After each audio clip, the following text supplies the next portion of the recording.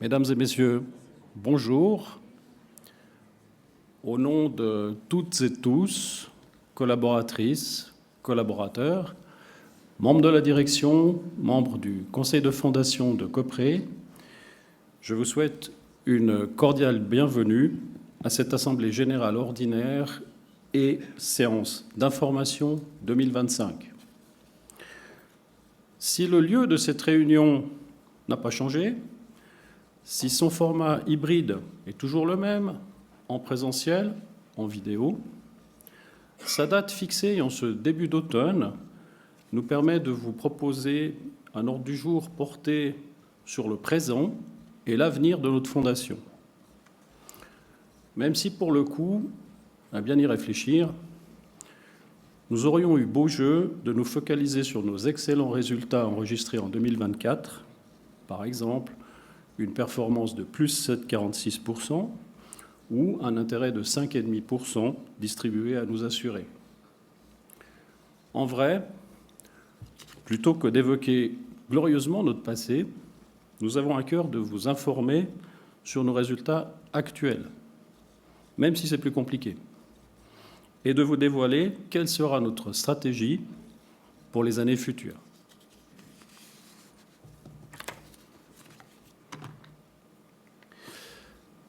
Mais avant de passer à l'ordre du jour, je tiens comme toujours à associer à mes propos mes collègues du conseil de fondation, à commencer par les trois qui sont présents aujourd'hui, Kathleen Overem, vice-présidente, Damien Lachenal, qui, pour des raisons professionnelles, nous quittera prématurément à la fin de ce mois, mais on va le dire même peut-être à la fin de cette séance. Damien, bon vent à toi.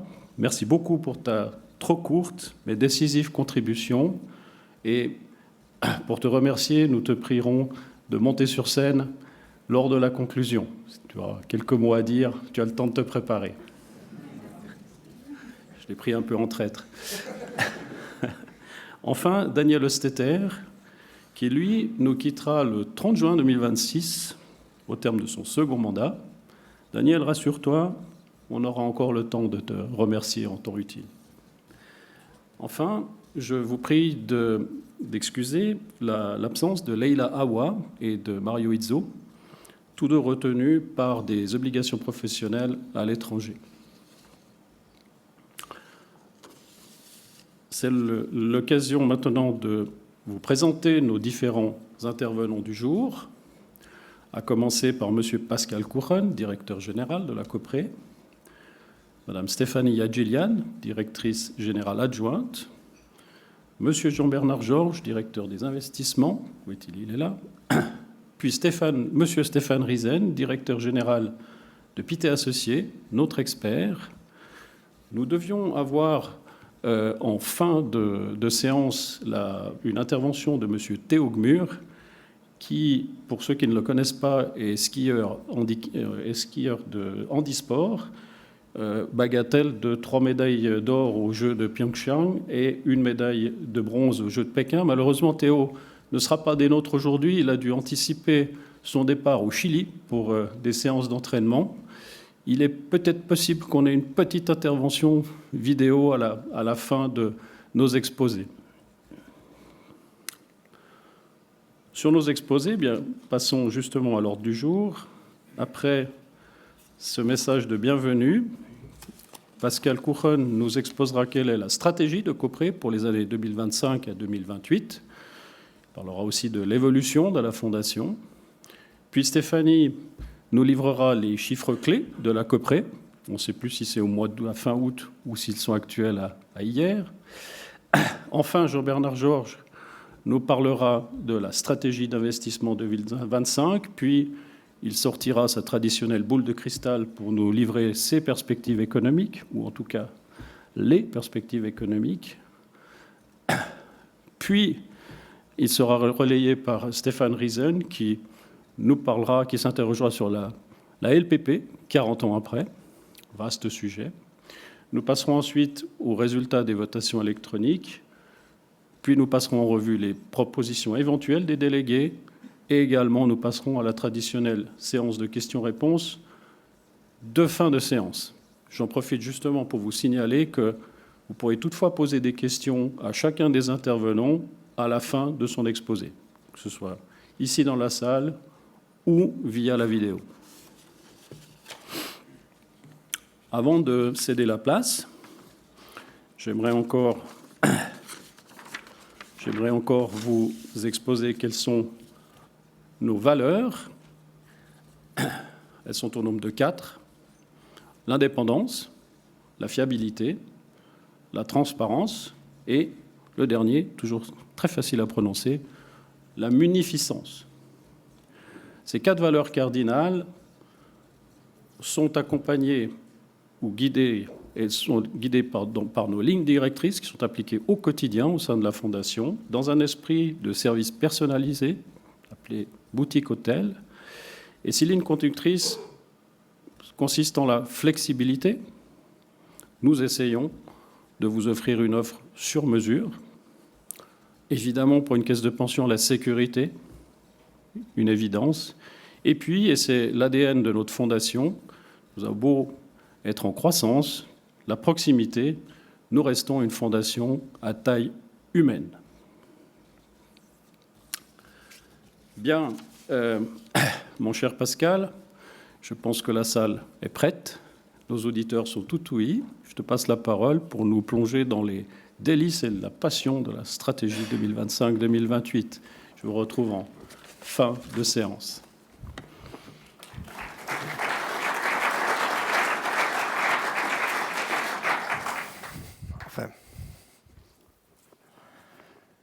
Merci Claude. C'est toujours un plaisir pour moi de partager cette Assemblée générale, cette séance d'information avec vous, chers délégués de nos entreprises affiliées, avec bien entendu aussi nos partenaires, que ce soit nos partenaires courtiers, nos partenaires bancaires, nos partenaires qui œuvrent chaque jour pour le bien justement de notre fondation. Et last but not least, bien entendu, avec mes chères collaboratrices et collaborateurs, sans lesquels le Modesio qui est aujourd'hui sur la scène et qui les représente ne serait rien du tout. Merci aussi au conseil de fondation, puisque nous travaillons toute l'année au bien de Copré. Copré, c'est ma 8e assemblée générale, n'est plus le Copré de 2018. Vous le verrez dans la stratégie, vous le verrez dans l'évolution de la fondation. On a heureusement évolué, on a grandi et surtout, on a réussi à se développer. Je me rappelle encore au tout départ où nous étions 12 collaborateurs. Virginia, Jean-Bernard et Julie qui sont aujourd'hui étaient là. Depuis le début, même avant moi, on était une petite équipe dans des magnifiques bureaux. On était 2 par bureau, alors qu'il y avait 4 places. Aujourd'hui, on est 4, voire 5 par bureau. Donc on voit là l'évolution positive de la Fondation. Aussi au niveau des milliards, puisque nous avons passé en 2024 la barre des 6 milliards, passé la barre des 7 milliards en 2025, et nous espérons bien entendu continuer sur cette belle voie. La croissance qualitative et durable reste important pour nous. Et avant de parler peut-être de stratégie, se rappeler finalement qu'une fondation bouge et qu'il y a certains éléments qui évoluent au gré du temps avec des partenaires qui quittent peut-être leur domaine de prédilection, avec des changements stratégiques. Donc 3 nouveaux points pour aujourd'hui. Le premier, c'est qu'au 1er janvier de l'année prochaine, nous allons changer de réassureur. Notre réassureur pour les risques invalidité et décès, donc les risques biométriques, quitte le domaine de la réassurance à la fin de l'année prochaine. Notre contrat arrivait à échéance cette année au 31 décembre 2025. Et nous avons fait donc un appel d'offres dans les valeurs que nous connaissons, en toute indépendance. C'est nous-mêmes qui avons mené l'appel d'offres sous la férule de M. Hunziker, notre responsable en Suisse alémanique. Nous avons interrogé le marché, pratiquement l'ensemble des assureurs qui travaillent encore dans le domaine de la réassurance. Ils ne sont plus beaucoup, hein. On peut presque les compter sur les doigts d'une seule main, ils ne sont plus que 6, pour finalement retrouver un réassureur qui s'appelle PKRUC, avec lesquels nous avons fixé un contrat de 3 ans, 1er janvier 2026, toujours dans une réassurance congruente. Donc voilà le premier changement au 1er janvier 2026. Notre président vous avait promis des nouveautés, quelques informations. C'est des informations justement qu'on peut vous donner au mois de septembre, puisque souvent, finalement, c'est à ce moment-là en fait, que les contrats se concluent. Puis on a une deuxième chose aussi qui nous a beaucoup occupé pendant l'été. Peut-être que ça vous occupe aussi, vous, au niveau privé. Ça peut me donner peut-être une idée. Qu'est-ce qui peut occuper autant une caisse de pension, fondation commune qu'un privé? C'était le transfert et la migration de notre Global Custody du Crédit Suisse, qui est malheureusement, comme on dit, les bleus n'existent plus, pour passer sur la plateforme UBS. Donc c'est quelque chose que nous avons mené durant, on va dire, quelques mois. Et je tiens ici à remercier les représentants de Crédit Suisse et d'UBS, puisqu'ils étaient avant Crédit Suisse pour maintenant être à l'UBS, pour nous avoir aidés à faire ce passage. Tout n'est pas encore terminé. Comme le dit le célèbre dicton, le diable est dans le détail. Donc nous avons trouvé les diables, maintenant on essaye de retrouver aussi les détails. Donc dès qu'on aura retrouvé les deux, je pense qu'on aura terminé cette fameuse migration et qu'on pourra avec plaisir partager un bon repas bien mérité pour toutes les personnes à l'interne comme à l'externe qui ont beaucoup œuvré pour celle-ci. Puis la dernière nouveauté elle date de jeudi passé, date de nos dernières séances de conseil de fondation. Vous n'avez encore rien lu dans la presse puisque les communiqués vont certainement être publiés la semaine prochaine. Nous avons pris aussi une décision stratégique très importante dans le domaine de l'immobilier suisse. Après plus d'une année d'analyse de différents scénarios, donc c'est moi qui en parle parce que notre directeur des investissements qui était en plein dans l'analyse des différents scénarios, lui je crois qu'il les a vus, donc je préfère en parler pour lui. Et nous avons choisi en fait de passer finalement aujourd'hui dans une gestion indirecte de notre portefeuille immobilier et nous allons transférer ceci dans un véhicule de placement à investisseur unique qui sera créé au sein de la fondation SFP. C'est-à-dire que nous ne serons plus nous-mêmes propriétaires de nos immeubles, mais ces immeubles en fait qui restent bien entendu dans la fortune de Copré sera géré par SFP dans cette fondation de placement à investisseurs uniques. Donc nous nous réjouissons aussi de ce nouveau pas à partir du 1er janvier de l'année prochaine pour, nous l'espérons bien entendu, et les représentants des SFP qui sont ici dans la salle vont m'entendre, on l'espère bien entendu pour une valeur ajoutée au niveau de la performance, mais comme ils sont affiliés à Copré, je pense que les intérêts sont alignés. Merci messieurs. Voilà. Quand on parle de stratégie, quand on parle de changement, finalement, il faut aussi toujours être le plus simple possible. Donc avant de vous parler de beaucoup de stratégies, de plein de slides, j'ai essayé de résumer finalement en 4 points ce qui devrait représenter Copré les prochaines années. Premièrement, c'est notre volonté d'offrir des prestations durables et excellentes. Notre président vous a parlé des taux d'intérêt. Nous y reviendrons dans le détail dans la partie de Stéphanie, mais ça c'est vraiment quelque chose qui est important. Nous voulons être munificents pour vous, nos entreprises affiliées et nos assurés. Bien entendu, pour ceci, il y a ce fameux tiers cotisant et nous voulons bien toujours avoir une performance adéquate et attrayante. Notre rôle, Jean-Bernard y reviendra dans la partie de la stratégie, est dans le devoir fiduciaire d'obtenir la meilleure performance possible dans le cadre finalement d'une sécurité, on en parlait auparavant. Si on parle de sécurité, notre rôle aussi c'est d'assurer la stabilité financière. On ne peut malheureusement rien faire pour la stabilité géopolitique, on ne peut malheureusement rien faire pour la stabilité au niveau des États-Unis, parce que je ne sais jamais, mes collaborateurs rigolent à chaque fois, si on a Donald ou Mickey ou Pluto, mais ça bien entendu, ce n'est pas le CEO de Copré qui parle, mais c'est Pascal. Mais ça c'est quelque chose aussi qui est important pour nous, c'est cette stabilité financière, puisque finalement, votre argent n'est pas notre argent, ça reste votre argent. Et là aussi, pour celles et ceux qui ne le savent pas, tous les collaborateurs de Copré sont aussi affiliés dans la fondation de prévoyance Copré. Donc là aussi, les intérêts sont alignés. Puis last but not least, pour moi, quelque chose qui est vraiment très important, c'est ce service individualisé.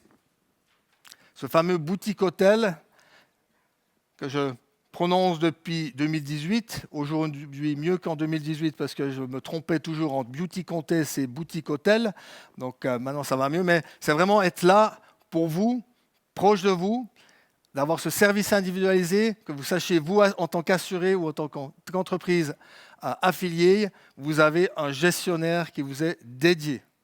D'ailleurs aujourd'hui les gestionnaires sont dans la salle, et ils seront aussi là à l'apéritif. Donc n'hésitez pas si jamais à vous adresser à moi, à Stéphanie, à Jean-Bernard, aux membres du conseil de fondation, à notre directeur commercial Loïc qui est derrière pour recevoir les questions, pour nous dire « Ah, mais j'aimerais bien connaître monsieur ou madame ». C'est très volontiers qu'on vous présentera vos gestionnaires, si vous ne voulez pas encore les connaître ou si vous dites bah, « Tiens, une fois, j'aimerais mettre un visage sur un nom ». Merci beaucoup à vous, chères collaboratrices et chers collaborateurs de Copré. Je vais passer à la stratégie, mais sachez que sans vous, il n'y aurait pas, et je le répète, de stratégie possible. Avec le conseil de fondation, nous avons, depuis l'année passée, travaillé justement à cette stratégie 2025-2028 pour savoir finalement qu'est-ce que veut Copré ces 4 prochaines années. Et nous sommes arrivés. Et vous connaissez les mots de la stratégie, il n'y a rien vraiment de fantastique et de nouveau. Par contre, ce sont des mots-clés sur lesquels nous allons nous appuyer ces 4 prochaines années. Le premier, c'est notre vision.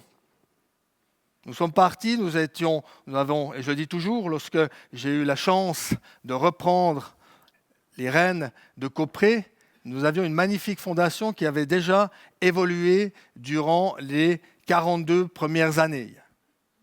Et là, avec plaisir, je salue dans la salle d'anciens membres du conseil de fondation, notre ancien directeur, qui ont, eux, tracé le chemin de Copré avant l'arrivée et avant l'internalisation. Notre vision, finalement, c'est d'ici 2028, d'être parmi les 5 fondations collectives ou communes les plus attrayantes. Ça, c'est vraiment quelque chose qui est important. Et ça, nous devons le faire grâce à des prestations élevées, et à la haute qualité de nos services. Ça doit être des valeurs ajoutées. Le service doit être vraiment une valeur ajoutée pour vous, mesdames, messieurs. On veut clairement se positionner sur l'ensemble du territoire helvétique. Nous avons déjà énormément fait au niveau de la Suisse alémanique, outre-Sarine, puisque nous faisons plus de la moitié de notre croissance chaque année depuis 6 ans outre-Sarine, chez nos amis. Je le mets en guillemets parce que j'ai moitié d'un pour refaire Marie-Thérèse Porchet, les Bourbines, mais nous travaillons bien dans le domaine en Suisse alémanique et là-dessus nous voulons continuer. La seule région de Suisse à laquelle nous renonçons de manière volontaire est le Tessin. Pas pour des questions de langue, puisque nous avons aussi tous les documents, ou pratiquement tous les documents en langue italienne, simplement parce que le Tessin est dans un environnement encore beaucoup d'agences générales. Finalement, bien entendu, et je reprends et vous allez l'entendre plusieurs fois, nos valeurs avec l'indépendance, la fiabilité qui doit nous caractériser, la transparence et notre fameuse munificence. Vous avez vu qu'un autre président comme moi, on s'est bien entraîné pour ne pas fourcher sur ce célèbre mot que nous a dégoté notre directeur commercial, je me rappelle encore, il y a de ça quelques années. Nos défis. J'en ai déjà parlé, c'est maintenir cette rémunération sur les avoirs de vieillesse, supérieure à la moyenne, et avec des conditions très attrayantes, que ce soit au niveau du taux de conversion, des cotisations de risque, mais aussi de prestations complémentaires que nous voulons mettre à votre disposition. Je donne un exemple, nous voulons maintenir que lorsqu'un assuré fait un retrait pour l'encouragement à la propriété du logement, ou nous demande d'innombrables calculs pour les rachats, respectivement aussi pour préparer sa retraite anticipée ou sa retraite ordinaire, que tous ces éléments-là soient des prestations qui soient gratuites, qui soient compris dans le prix global. Nous voulons maintenir aussi cette croissance durable et qualitative. On a besoin de croissance pour maintenir l'âge moyen de notre fondation. Je viendrai plus tard, puisque chacun prend de l'année, chaque année, chacun prend quelques cheveux gris. Moi, j'ai donné, c'est bon, plus possible d'en avoir plus. Et aussi, bien entendu, pour la santé financière avec les cash flows.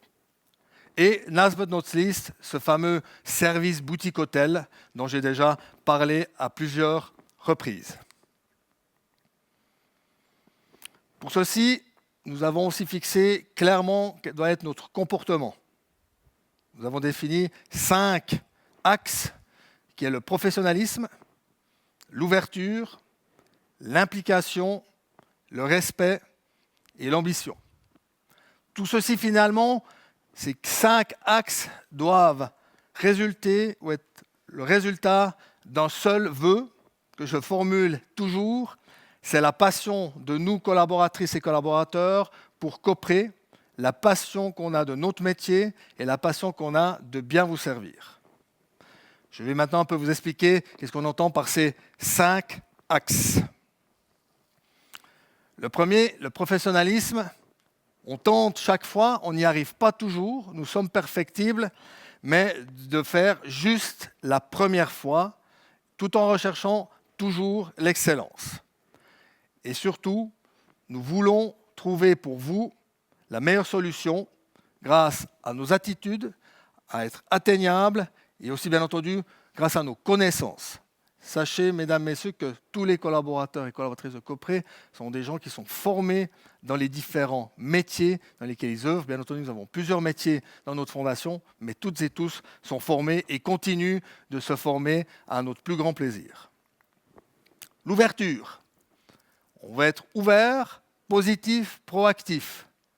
J'ai été heureux cette année d'avoir des questions en amont de l'Assemblée générale. On y reviendra. C'est important. C'est important d'être ouvert à de nouvelles idées. C'est important aussi d'être ouvert à des remarques positives, à des éléments où on nous dit « là, vous pourriez faire mieux ». Ça nous pousse en fait à être meilleurs et surtout, nous voulons bien entendu vous écouter, mais vous entendre. L'implication. Nous devons être une force de proposition et je remercie toujours les collaboratrices et collaborateurs de Copré qui œuvrent à ceci. Nous devons être vraiment créatifs pour vous. Nous recherchons, parce qu'il y a de l'innovation au niveau de la prévention professionnelle, là, nous recherchons aussi bien entendu aujourd'hui comment encore nous pouvons améliorer notre offre, tout en sachant que nous ne sommes pas Google, Mac ou comme ça, nous n'avons pas un iPhone à sortir à chaque assemblée générale avec une nouvelle caméra. Nous essayons quand même de suivre l'évolution dans le marché de la prévention professionnelle pour continuer à innover et bien entendu aussi à digitaliser nos processus. On y reviendra durant cette séance d'information. Le respect, un autre point aussi cardinal. Nous disons ce que nous allons faire et nous faisons ce que nous avons dit. C'est quelque chose qui est très important pour nous dans la philosophie de Copré, cette volonté en fait de dire en amont ce que nous allons faire et surtout de faire ce que nous avons dit. Autrement, ça donne des déceptions. Et bien entendu, l'ambition. L'ambition, cette ambition qui nous anime. Nous avons toujours voulu, depuis le début, devenir une fondation performante. Nous avons maintenant voulu travailler sur l'ensemble de l'activité du territoire helvétique et nous voulons continuer en fait à poursuivre notre développement et surtout à rechercher pour vous, mais aussi pour nos partenaires courtiers, des solutions de prévoyance performantes qui répondent en tout temps à vos besoins. Nous tenons aussi à une communication claire, transparente. Peut-être que vous les suivez, soit par LinkedIn ou parce que vous êtes mis un rappel dans votre Outlook tous les mois aux alentours du 16 ou du 17 du mois. Nous publions chaque mois un ensemble et informé pour vous donner justement les informations les plus importantes sur la fondation, son développement. Nous avons notre directeur des investissements qui, chaque mois, nous donne des informations sur les marchés, sur les perspectives. Nous parlons de nos performances et nous vous informons finalement aussi de tous les éléments qui sont importants dans le domaine de la prévention professionnelle, ça veut dire premier ou deuxième pilier. Vous nous retrouvez sur notre site, sur notre site ou sur LinkedIn en 3 langues, le français, l'allemand et l'anglais. Et ça doit être finalement le cordon entre vous et nous par rapport aux informations que nous souhaitons vous transmettre tous les mois, puisque nous vous transmettons aussi tous les mois notre performance et notre degré de couverture, bien entendu par audité, puisque nous auditons nos comptes, heureusement, qu'une seule fois par année, rien contre l'organe de révision qui est aussi représenté ici dans la salle, mais je pense que toutes et tous, vous savez que lorsque vous avez les réviseurs, vous avez quand même toujours cette épée de Damoclès sur vos têtes, vous dire est-ce qu'ils vont trouver quelque chose? Ils cherchent éperdument, pour l'instant ils ne trouvent pas quelque chose. Voilà. Quelle est notre mission? Maintenant qu'on a posé ces axes, c'est très simple, c'est ensemble, nous voulons préparer votre avenir. Le vôtre, mais le mien aussi, puisque j'ai 54 ans. À 54 ans, on commence à se poser des questions sur sa retraite, ordinaire ou anticipée. Et finalement, c'est notre vœu, c'est préparer ensemble votre avenir, en parlant aussi bien entendu et en donnant aussi la sécurité par rapport malheureusement aux aléas qui peuvent arriver, comme un coup du sort au niveau de l'invalidité ou encore pire, un coup du sort au niveau du décès. C'est la raison aussi pour laquelle nous voulons donner des excellentes prestations lors de ces coups du sort. Et vous le savez toutes et tous, heureusement que notre plus grand risque aujourd'hui, c'est de devenir vieux, les dames encore plus que les hommes.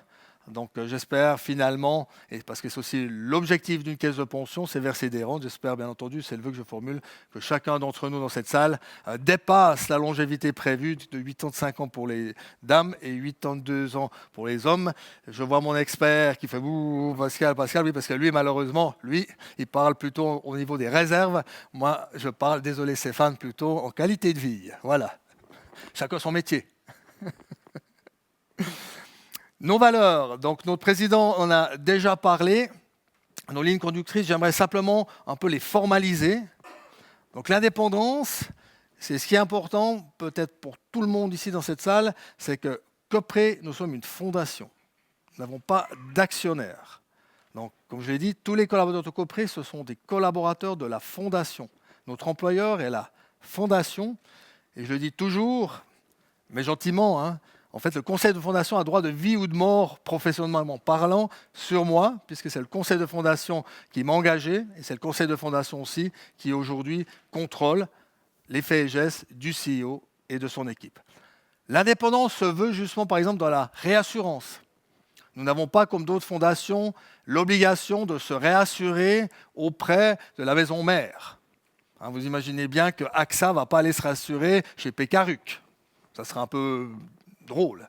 Donc c'est la raison pour laquelle cette indépendance, nous y tenons. Nous y tenons aussi dans le choix de nos prestataires financiers. Nous faisons régulièrement des appels d'offres, nous faisons régulièrement des due diligence. De nombreuses personnes dans cette salle qui sont nos partenaires le savent. Avant d'obtenir une relation commerciale avec Copré, il y a du travail pour montrer patte blanche, pour répondre justement aux exigences de Copré, parce que nos exigences doivent être vos exigences, comme je l'ai dit, d'obtenir les meilleures prestations. La fiabilité, toujours tenter de ne pas faire d'erreur. La transparence, c'est la raison aussi pour laquelle nous avons décalé cette séance d'information, pour pouvoir vous donner des informations durant l'année, vous expliquer comment Copré a évolué. Stéphanie reviendra dans le détail sur tous nos chiffres clés depuis le début de cette année. La transparence aussi, je l'ai mentionné avec cet ensemble informé, cette volonté aussi, et là nos partenaires courtiers le savent, si vous voulez une fois avoir le directeur des investissements lors d'une séance Teams ou en vrai, notre directeur commercial, moi-même, nous sommes toujours là pour rendre visite avec nos partenaires courtiers, à vous, nos entreprises affiliées. Puis la munificence, bah oui, 5,5 de taux d'intérêt, un excellent taux de conversion, des excellentes prestations. Plus je ne dirai pas, puisque tout ça sera revu dans la prochaine partie. Je crois que vous l'avez déjà plusieurs fois entendu, boutique hôtel, cette volonté d'avoir la qualité d'un 5 étoiles, mais on se rappelle des gens, on se rappelle des noms, ou finalement quand on rappelle pour un dossier, la personne, c'est le même gestionnaire qui se rappelle du dossier, qui se rappelle malheureusement qu'on n'avait pas encore obtenu le prêt auprès de la banque, mais que maintenant on l'a, donc on peut partir, on peut acheter enfin la maison. C'est important pour nous, ce contact individuel. Cette sécurité et finalement, bien entendu, la flexibilité. Donc là aussi, des exemples. Nous essayons toujours de reproduire les plans de prévoyance. Nos partenaires courtiers le savent. Nous recherchons toujours les solutions de prévoyance pour arriver finalement à vos desseins. Tout ça pour terminer sur l'évolution de la fondation ces dernières années depuis l'internalisation. Donc beaucoup de ces chiffres vont être repris dans les chiffres clés. Donc, je ne vais pas tous les décrire. Je vais en prendre quelques-uns. Le troisième, par exemple, vous voyez qu'en 2017, nous avions un ratio retraité actif de 41% et nous sommes aujourd'hui à 11%. Et que nous avons aussi largement évolué positivement au niveau de notre somme de bilan. Je l'ai déjà annoncé, donc avec les 6 milliards, voire les 7 milliards. Mais là, Stéphanie reviendra dans le détail lors de la prochaine partie. Nous voulons continuer d'évoluer. Malgré tout, nous restons vraiment sur cette croissance qualitative. Le conseil de fondation des fonds nous demande est-ce que votre politique de souscription n'est pas trop sévère? Non, nous voulons conserver cette belle fondation et l'amener dans les prochaines années encore à croître, à se professionnaliser. Bien entendu, tout ça, surtout qualitativement. Voilà, mesdames, messieurs, je suis arrivé au terme de cette partie par rapport à la stratégie, à l'évolution de la fondation. Je ne sais pas, Loïc, est-ce que nous avons des questions? Non, il n'y a pas de questions. Pas de questions, c'est parfait. C'est ce qui me permet de terminer avec un chiffre. Nous étions 37 collaborateurs, bientôt 40 collaborateurs. Donc voilà, je vais passer la parole à Madame Stéphania Gillian pour la partie chiffres de la présentation, tout en vous remerciant de votre attention. Merci beaucoup.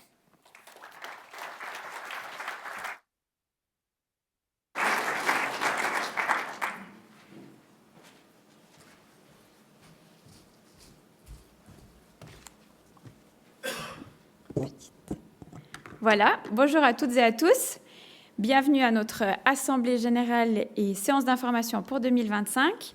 Donc, comme d'habitude, pour ceux qui sont là depuis plusieurs années, nous suivent plusieurs années, moi j'ai le privilège de venir vous parler de données un peu plus chiffrées. Contrairement à ce que notre président a dit en début de séance, on ne voulait pas s'attarder sur le passé, mais dans mon rôle, je dois quand même vous communiquer quelques données qui sont du passé de 2024, même si 2024 est déjà bien loin derrière et on est déjà bientôt plus proche du 2026. Donc, alors, premier point important, les comptes annuels. Donc, les comptes annuels, pour votre information, ont été approuvés avec recommandation de notre organe de révision le 10 avril dernier par notre conseil de fondation. Et puis, vous retrouvez ces comptes annuels, comme à l'accoutumée, dans le rapport annuel qui est publié sur notre site Internet.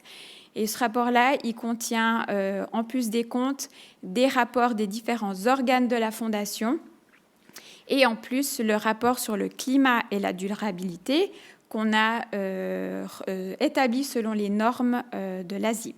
Donc, comme l'année dernière, ce rapport, il se retrouve dans notre rapport à nous. Il n'est pas fait par nous, il est fait par une société externe, mais il est englobé avec tous nos autres rapports. Et dernier point concernant le rapport annuel, on a bien évidemment tout respecté en termes de dispositions légales et dans les délais qui nous incombent pour la transmission de toutes les données nécessaires à notre autorité de surveillance, l'ASFIP, à savoir qui est le 30 juin. Malheureusement, aujourd'hui, on n'a aucun représentant de l'ASFIP, mais je vous certifie que ça a été fait dans les règles de l'art. Décidément. Je souhaitais aussi, avant de vous présenter les chiffres du 31 août, revenir sur 2-3 chiffres qu'on estime pertinents et importants de l'année 2024. Donc, à commencer par un pourcentage qui vous a déjà été évoqué quelques fois, notre belle performance de 7,46. Cette performance pour notre fondation fait partie des 3 meilleures performances sur les 10 dernières années. On y parvient bien évidemment grâce à la stratégie qu'on aime appeler chez nous tout-terrain, mais là, je ne m'étale pas plus. On aura le privilège d'écouter Jean-Bernard tout à l'heure par rapport à notre stratégie. Cette stratégie-là nous a permis d'obtenir le degré de couverture de 107,26%, qui est un très bon degré de couverture. La performance nous a également donné la possibilité d'attribuer un intérêt rémunérateur sur l'ensemble des avoirs de vieillesse des assurés qui étaient présents au 31 décembre de 5,5%. Je reviendrai sur cet intérêt aussi tout à l'heure. Et puis, autre élément important par rapport à cette belle performance, donc un résultat positif qu'on a réalisé l'an dernier, on a été en mesure de renflouer ce qu'on appelle la réserve de fluctuation de valeur. Donc, pour rappel, cette réserve, c'est un coussin de sécurité qu'on alimente chaque année ou qu'on vient vider, si besoin, par rapport aux résultats de la fondation. Donc, une année où c'est positif, on vient renflouer le coussin jusqu'à une certaine valeur cible. Et une année où, malheureusement, on aurait fait une performance négative et des pertes, on peut venir puiser dans ce coussin à condition, bien évidemment, qu'il y a de quoi puiser. La réserve de fluctuation de valeur, elle est toujours définie de la même façon. C'est un pourcentage des capitaux de prévoyance de nos assurés actifs et rentiers et de nos provisions techniques, à savoir 13,2% pour l'année dernière. Sa valeur cible, c'était 764 millions. Et puis, du coup, on l'a renforcé à 55%, donc 420 millions l'année dernière. Pourquoi pas plus ? Simplement parce qu'on a épuisé l'entier du résultat après constitution des provisions techniques, qui sont une obligation légale, et la distribution de ce fameux 5,5%. Donc ça, c'est pour la réserve de fluctuation de valeur. Un tout autre sujet, les frais d'administration. Donc les frais d'administration par assuré, je le mets entre parenthèses parce que vous allez y penser, malheureusement, ont un petit peu augmenté par rapport à l'année dernière. On est à 203 francs par assuré. Toutefois, on reste dans la fourchette, le seuil qu'on s'est fixé, qui a été fixé par notre conseil de fondation, à savoir en 200 et 210 francs par assuré. Explication pour cette hausse, c'est simplement qu'on a voulu renforcer nos équipes dans différents domaines, et puis aussi on a investi sans surprise, parce que c'est un mot qui est à la bouche un peu de tout le monde de nos jours, ces dernières années plutôt, c'est la digitalisation de nos processus de travail qui vous impacte directement ou qui nous impacte, nous, dans notre travail au quotidien.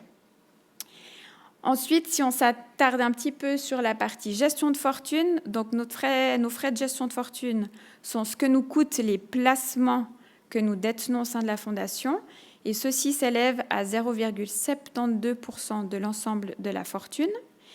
C'est majoritairement composé des frais, ce qu'on appelle des placements collectifs, plus communément appelés les frais TER. Donc, ceux-ci représentent sur 47 millions de frais de gestion de fortune, 37 millions, c'est pour les placements collectifs. Important point à relever, ne jamais analyser cette donnée individuellement. C'est toujours important de la mettre en relation avec d'autres données, comme par exemple la performance ou la stratégie de placement qu'on a pour savoir quels sont les types de placements qu'on détient au sein de la Fondation. Autre élément par rapport aux investissements, c'est le taux de transparence. Alors là, on est fiers parce qu'on est remonté, on se rapproche du 100%.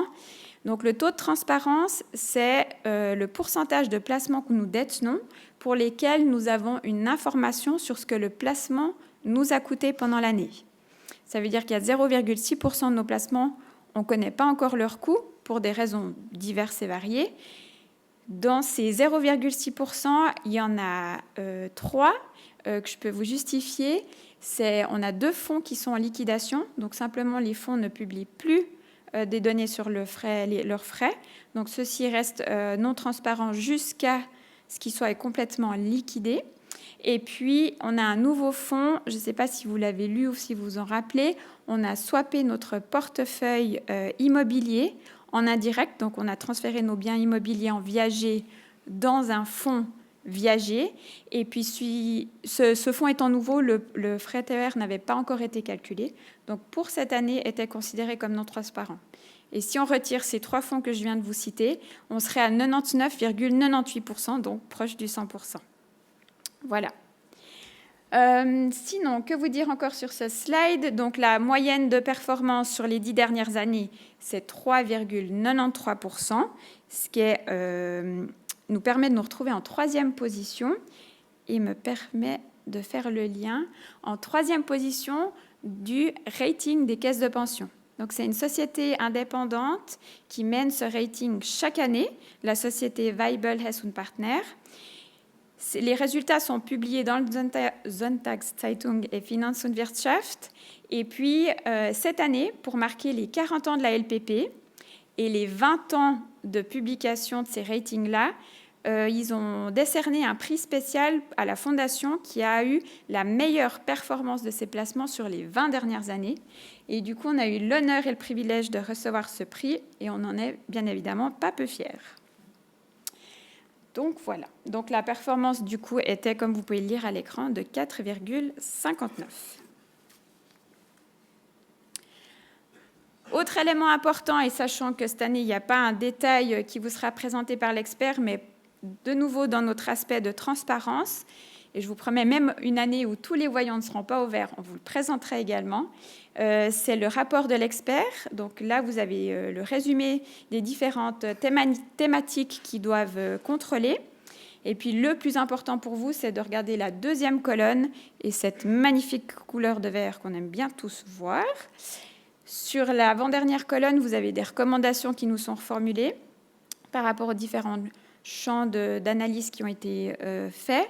Et ces recommandations, soit sont déjà implémentées, soit vont être implémentées, ou si pas justifiées d'ici la fin de l'année.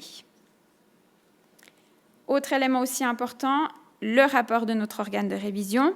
Là, vous avez une synthèse de ce que l'organe de révision présente au conseil de fondation. Ce n'est pas leur rapport à proprement parler, c'est un rapport un peu plus détaillé. Mais là, de nouveau, le point le plus important, c'est on ne les voit pas très très bien, mais les voyants qui sont verts tout à gauche du slide. Et puis là, après, au milieu, on a 2-3 chiffres comparatifs de nous par rapport au benchmark qui est réalisé par PwC. Les taux d'intérêt. Donc, le taux d'intérêt de 5% qu'on a eu la chance de pouvoir se distribuer, vu que nous, collaborateurs et collaboratrices de Copré, sommes aussi assurés chez Copré, était de 5,5% en 2024. Donc, comme vous pouvez le voir sur ce slide, sur les 10 dernières années, c'est le deuxième meilleur intérêt qu'on a été en mesure de distribuer. Sur l'ensemble, du coup, sur les 10 dernières années, on a un intérêt moyen de 2,73%. On l'a mis en face du taux d'intérêt minimum légal que toute caisse de pension doit attribuer sur les capitaux les avoirs de vieillesse obligatoires, qui est donc 1,13. Je profite de rappeler l'objectif de notre conseil de fondation. On s'est fixé un taux d'intérêt moyen sur 10 ans à 2,5%. Et puis pour vraiment montrer que c'est vraiment un taux auquel on tient, c'est celui-ci qu'on a tous sur nos certificats de prévoyance. C'est toujours de la projection, absolument rien n'est acquis, mais on utilise le 2,5% pour projeter nos avoirs de vieillesse pour les différents âges de retraite potentielle. Voilà. Et puis en termes d'intérêt, encore peut-être un élément lié au rating des caisses de pension. Donc Copré est sur le podium en 3e position pour les meilleurs taux d'intérêt distribués sur 3 ans, 5 ans et 10 ans. Donc également très fier de ce résultat qu'on arrive à obtenir et maintenir au fil des années. Maintenant, le degré de couverture. Alors, comme vous pouvez le voir sur le graphique, il est fluctuant. Il varie bien évidemment d'une année à l'autre en fonction des nouvelles affaires qu'on obtient, de la performance sur les marchés. Mais la bonne nouvelle, c'est en tout cas sur les 10 dernières années, il n'a jamais été en dessous de 100%. Donc, on n'a jamais été dans une position de découvert ou de sous-couverture. Et puis, je crois qu'on l'a été une fois en 2008. Tout le monde sait exactement ce qui s'est passé en 2008, donc je n'ai pas besoin d'aller un petit peu plus dans le détail, mais sauf erreur de ma part, c'était la seule et unique fois. Maintenant, les chiffres que vous attendez un petit peu plus, parlons du présent, plus ou moins. Donc les chiffres au 31 août, mis en contraste. Donc, on a eu la chance et la joie de franchir la barre des 7 milliards cette année, et ça 2 fois. Heureusement ou malheureusement, heureusement, ça a fait 2 fois un moment d'euphorie. Malheureusement, quand on est repassé en dessous, on était un petit peu moins réjouis. À cause de la performance des marchés, bien évidemment, on est passé une fois au-dessus en début d'année, on est redescendu à 6,9 milliards, et puis là, on est repassé à 7 milliards juste avant l'été, sauf erreur de ma part, oui.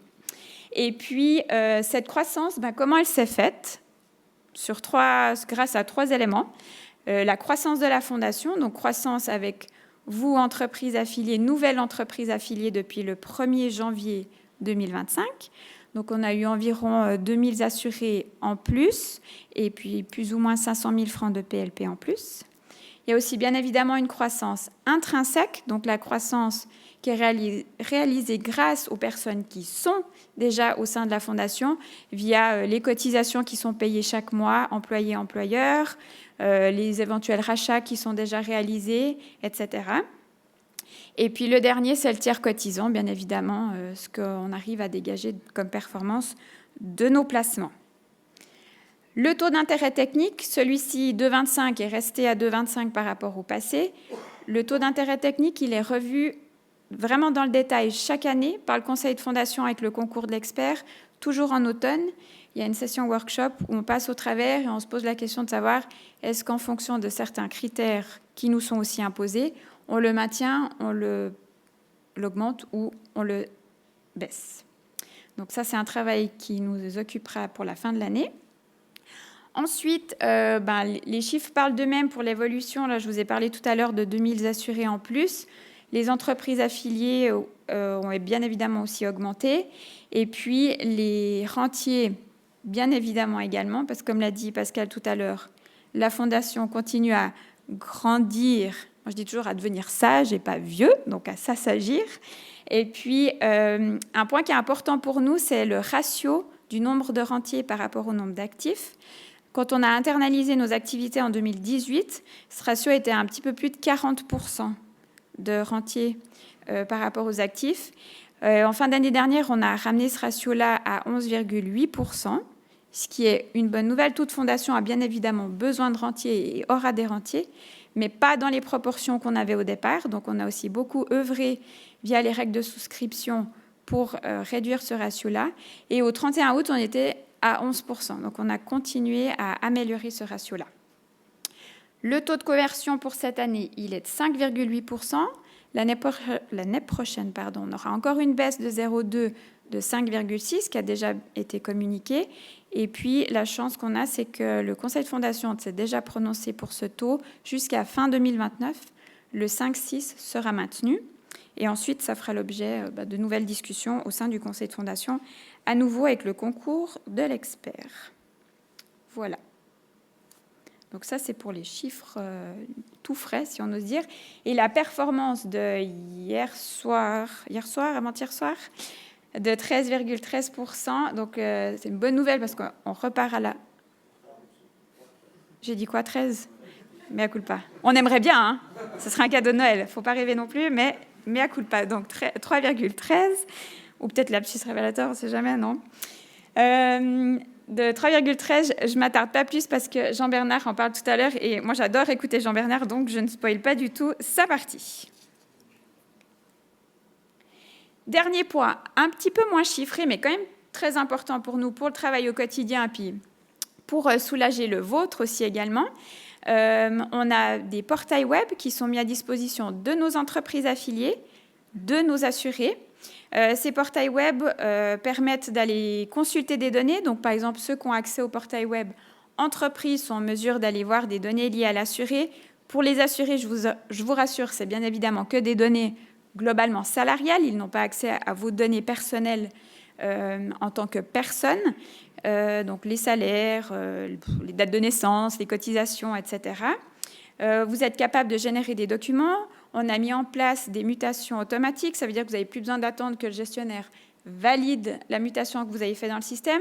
Ça se fait beaucoup plus automatiquement et rapidement. Au niveau des entrées, si vous devez changer un salaire, changer un taux de travail, etc. Et puis, nouveauté depuis cette année, vous avez la possibilité de pouvoir générer le plan de prévoyance ou les plans de prévoyance que détient votre entreprise. On a mis ça en place juste avant l'été. Donc, comme pour les comptes courants, vous pouvez aller demander uniquement le plan de prévoyance qui est en vigueur. Pas ceux du passé, mais ceux en vigueur pour vos entreprises respectives. Donc, ça, c'est au niveau des entreprises. Et puis, au niveau des assurés, là, pareil, vous pouvez aussi aller constater quelles sont les prestations auxquelles vous auriez droit. Si, comme on a dit tout à l'heure, on touche du bois que ça ne nous arrive jamais un cas d'invalidité, ou ce qu'il y aurait comme prestation en cas de décès pour vos veufs, veuves, enfants. Vous avez aussi, un peu plus réjouissant, la possibilité de faire des simulations, donc voir si vous faites un retrait pour acheter une maison, ou bien si vous voulez regarder qu'est-ce que vous aurez à votre retraite. Donc tout ça, c'est des simulations que vous pouvez aller faire sur votre portail. Vous avez accès chaque année aux certificats. Donc, je profite de l'occasion pour vous dire ou vous rappeler, les certificats de prévoyance lors du premier envoi sont envoyés en version papier.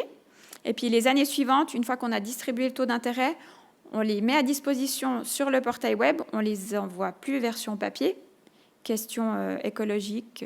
On va remplir critères ESG par la même occasion. Et puis, ceux qui nous auraient formulé le souhait de vraiment toujours le recevoir en papier peuvent toujours, bien évidemment. Et voilà, donc celui-ci est accessible toujours via votre portail et il reste dans les archives chaque année. Donc, vous pouvez aller rechercher les anciens. Un assuré a aussi la possibilité d'aller chercher son plan de prévoyance sur son portail web à lui. De nouveau, le plan de prévoyance qui est en vigueur. Et puis, un élément dont on n'est pas peu fier non plus, c'est le processus de rachat automatisé. Donc ça, c'est un processus qu'on a mis en place ça va faire 2 ans à la fin de l'année, cet automne. Pour vous donner des chiffres, sur un peu plus de 100 millions de rachats réalisés en 2024, pratiquement la moitié ont été faits automatiquement par l'assuré. Donc la fondation n'a pas besoin d'intervenir vraiment du début à la fin.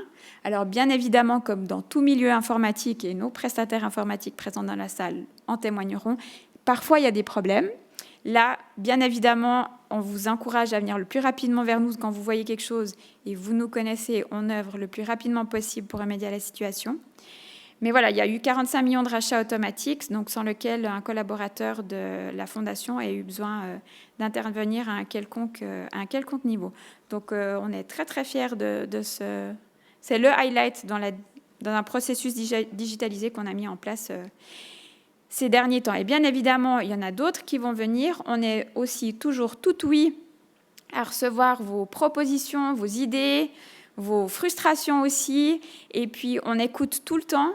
On fait toujours au mieux et au plus rapide pour mettre les éléments en place, à compter qu'on puisse les mettre en place. Le logiciel qu'on a n'est pas le nôtre, il nous est fourni. Donc après, il y a aussi certaines limitations qui ne nous incombent pas malheureusement. Donc on ne peut pas vous promettre de toujours accéder positivement, favorablement à vos demandes, mais en tout cas, toujours faire au mieux et au possible pour vous donner une réponse et mettre en place ce qu'on pourra mettre en place. Voilà, je pense avoir fait le tour. C'est très volontiers que je réponds à des questions s'il y en a. Oui.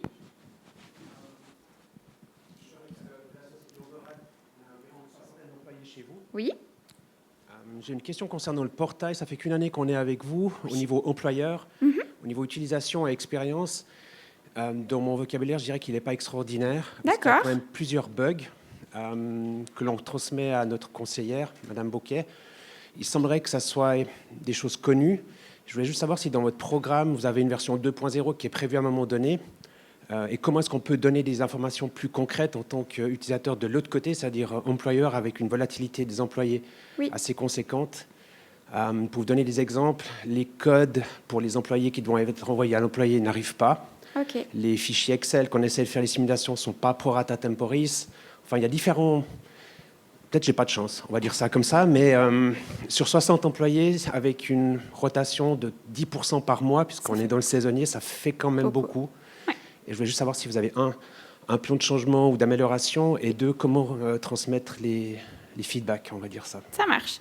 Alors, je vous remercie pour votre question très pertinente. Alors, je vous rassure, heureusement, pas généralisé. Donc, ce que je vous propose, le plus simple, c'est toujours d'écrire soit à votre gestionnaire qui vous est dédié, ou on a une boîte support. Et on a maintenant une équipe aussi informatique en interne qui arrive à dépatouiller certaines choses, si j'ose le dire. Ensuite, on a nos prestataires externes qui nous soutiennent aussi dans ces problématiques, notamment. Donc, le plus simple, c'est de lister. Et puis, dans un deuxième temps, si on se rend compte de notre point de vue, on ne constate pas d'anomalie globalement, c'est peut-être de s'asseoir ensemble et puis qu'on puisse faire avec vous. Ça pourrait être une solution, de vous accompagner. Et puis, l'histoire des codes, on en est conscient. On n'est pas... Comment je vais dire ça pour être... des fois, les critères qui sont imposés dans la saisie d'un code sont pas toujours compris ou respectés, et des fois, c'est des choses vraiment toutes bêtes et méchantes qui font que...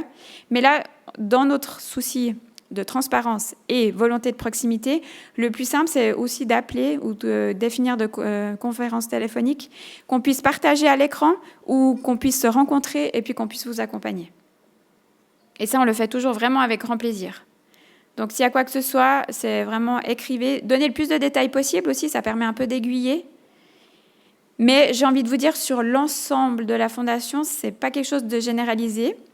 Et puis, pour répondre à une autre de vos questions, il n'y a pas de version actuellement 2.0 qui est annoncée et qui va venir. Nous, on a des changements par rapport à la version qu'on a en interne du logiciel qui se cache derrière, mais qui n'aura pas un impact par rapport à l'utilisation des portails en eux-mêmes. Voilà. Mais revenez vraiment vers nous et puis on vous accompagnera au mieux pour résoudre les points. Est-ce que ça répond à moitié à votre question? D'accord.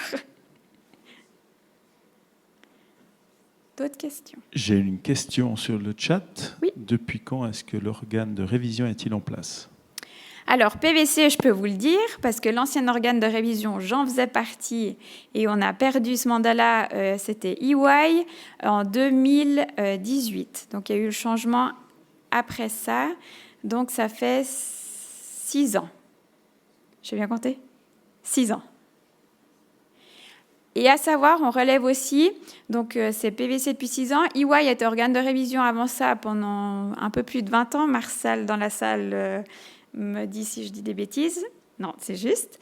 Et puis, ce qu'il faut savoir, au sein de PwC, il y a eu une rotation dans le réviseur responsable du mandat. Le réviseur de l'époque est parti en pré-retraite. Et du coup, il y a eu un changement, ce qui est bien parce que ça apporte bien évidemment un œil nouveau. Donc, il y a eu un changement dans le réviseur responsable il y a 3 ans. Voilà. En espérant que ça réponde entièrement à la question posée. D'autres questions? Si ce n'est pas le cas, alors je laisse avec plaisir ma place à Jean-Bernard et sa boule de cristal.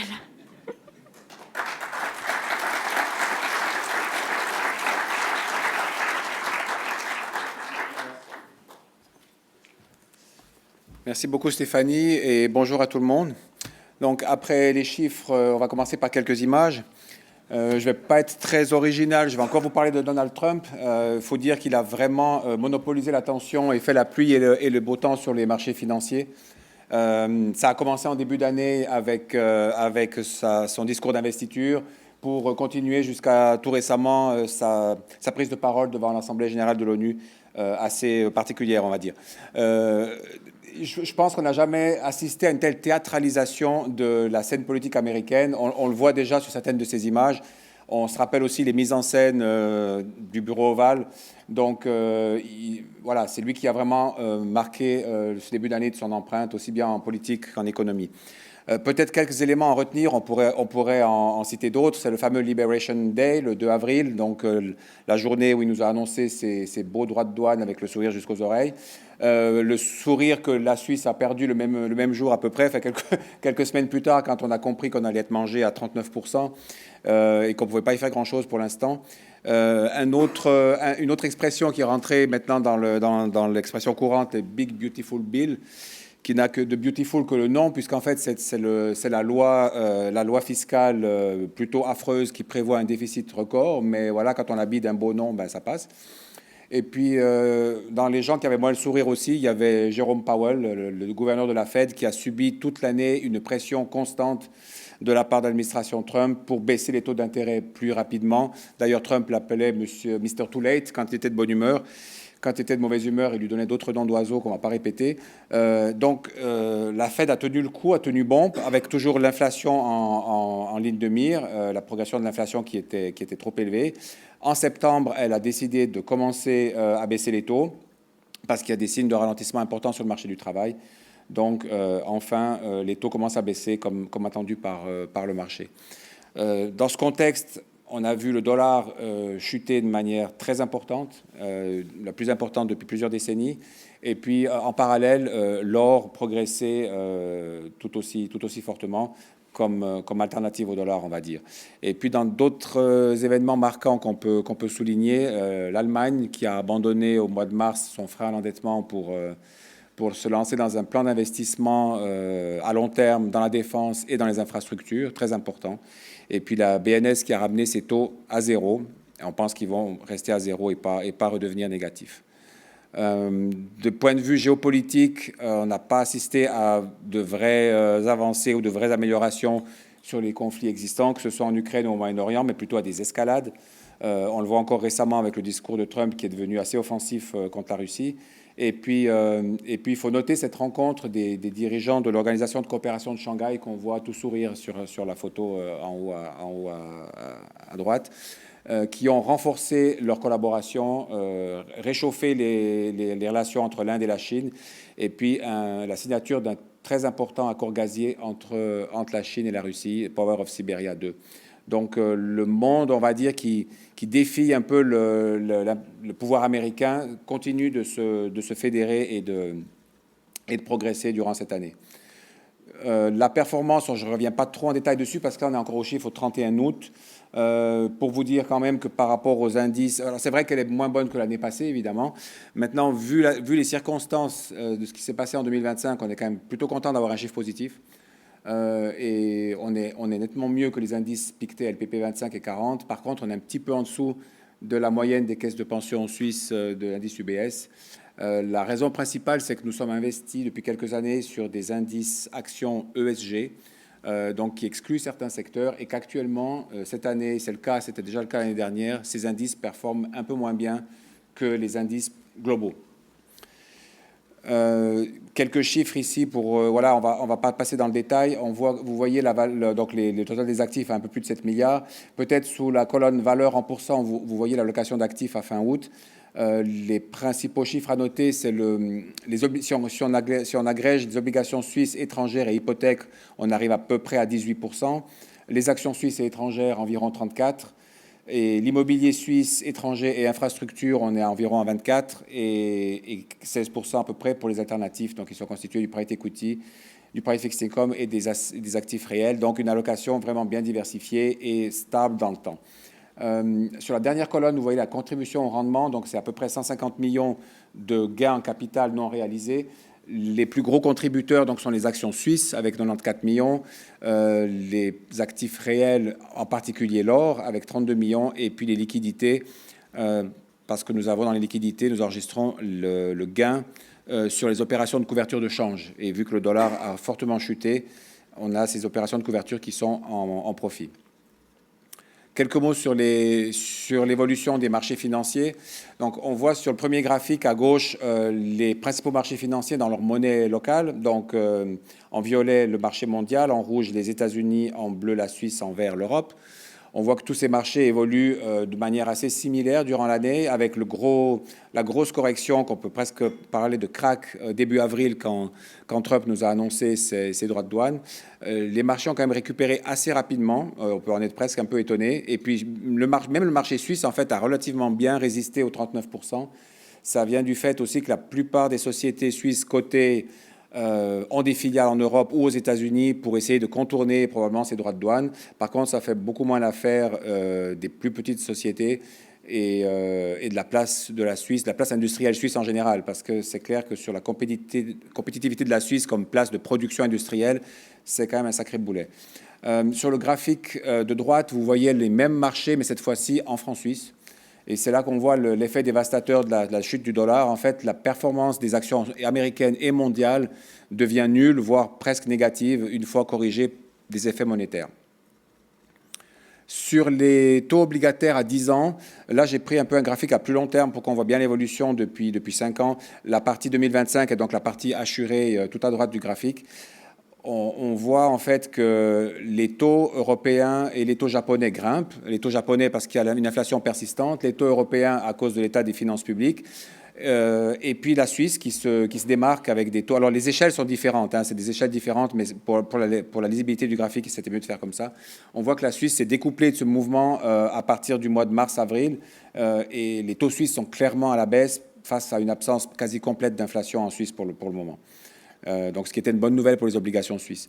Et puis, les taux américains naviguaient un peu entre deux eaux, donc en rouge, en fonction de est-ce qu'on met plutôt le focus sur l'inflation, sur la croissance, sur le marché de l'emploi. On navigue entre 4 et 5%. Les monnaies, encore une fois, contre francs suisses depuis le début de l'année. Donc, en rouge, vous voyez la chute du dollar On pourrait presque parler de chute libre, on est à moins 15% sur l'année. Et puis l'euro en bleu qui est plus stable et la livre sterling entre les deux qui s'est aussi nettement dépréciée. Donc le franc suisse, en fait, à la fois c'est de la force du franc suisse et c'est de la faiblesse du dollar. Donc c'est une double pénalité, on va dire, pour les exportateurs suisses. À la fois le franc suisse qui s'apprécie et les droits de douane à 39%. Ça devient vraiment compliqué d'exporter depuis la Suisse. Par contre, le côté positif de cette force du franc suisse, c'est que ça nous protège de l'inflation. On n'importe pas d'inflation. Comme la Suisse est un gros pays importateur, ça contribue plutôt à réduire le prix des importations. Quelques mots aussi sur l'or et les matières premières. Donc l'or, c'est la courbe orange. Vous voyez que l'or a fortement progressé sur l'année de manière assez régulière, assez stable, à plus de 30% depuis le début de l'année, en dollars bien sûr. Le pétrole, en revanche, en bleu, était plutôt faible en raison justement du ralentissement économique consécutif aux tarifs de l'administration Trump. Et puis, j'ai quand même mis le cuivre en violet pour montrer la volatilité folle qu'il y a eu sur ce métal en fonction des annonces. Le cuivre allait être taxé, pas taxé, retaxé. Donc, on voit des mouvements absolument fous sur ce métal en fonction des... On ne va pas appeler ça des manipulations, mais des interventions de l'administration américaine. Voilà, les principales décisions d'investissement prises par notre comité de placement en 2025. En début d'année, ça a été de réduire un peu les obligations mondiales en faveur des obligations suisses, d'augmenter graduellement la position en or en plusieurs étapes, ça a été fait déjà, et puis de réduire les obligations mondiales passives pour passer à des stratégies, 3 nouvelles stratégies actives qui nous permettent d'être moins exposés aux risques souverains. Quelques investissements supplémentaires aussi dans les hypothèques juniors en Suisse, dans les infrastructures, ainsi que dans des obligations suisses à duration courte. Vous constaterez que la plupart de ces décisions vont dans le sens de renforcer le côté défensif du portefeuille et parce qu'en fait, on est convaincu qu'il faut être prudent avec ces niveaux de valorisation sur les marchés des actions. Par contre, vendre n'est pas une option avec des taux nuls, voire bientôt négatifs. Quelques éléments de perspective sur les principaux blocs géographiques. Aux États-Unis, la grande inconnue, c'est l'impact des droits de douane sur la consommation et sur l'inflation. On ne l'a pas encore vu. Ça va venir avec un effet de retard parce que la plupart des importateurs américains avaient anticipé le mouvement et donc avaient importé massivement des marchandises et stocké. Donc, les hausses de prix ne sont pas encore vraiment arrivées jusque chez le consommateur. On voit par contre le marché du travail aux États-Unis qui ralentit quand même nettement. C'est ce qui a aussi amené la Fed à baisser ses taux. Donc, est-ce que maintenant, il y a encore une ou deux baisses de taux cette année? C'est à voir. Les marchés les ont assez largement anticipés, je pense. En Europe, l'euphorie qu'a créé le plan de relance allemand commence un peu à se tasser quand même, à s'essouffler. L'inflation est sous contrôle, donc en principe, les taux ne devraient pas continuer à baisser. Par contre, le gros souci en Europe, c'est le déficit et l'endettement de certains pays, la France, le Royaume-Uni, où on voit également des troubles politico-sociaux assez importants qui se manifestent. Et puis en Suisse, l'inflation, ce n'est pas un sujet pour l'instant. Les deux gros défis, c'est effectivement essayer de faire baisser ces droits de douane. Qu'est-ce qui va se passer avec les produits pharmaceutiques? On ne sait pas encore exactement à combien ils vont être taxés et quand. Et puis l'évolution du dollar franc suisse. Si le dollar devait continuer à se déprécier, ça deviendrait vraiment compliqué pour l'industrie suisse. Voilà quelques éléments supplémentaires de réflexion plus globaux.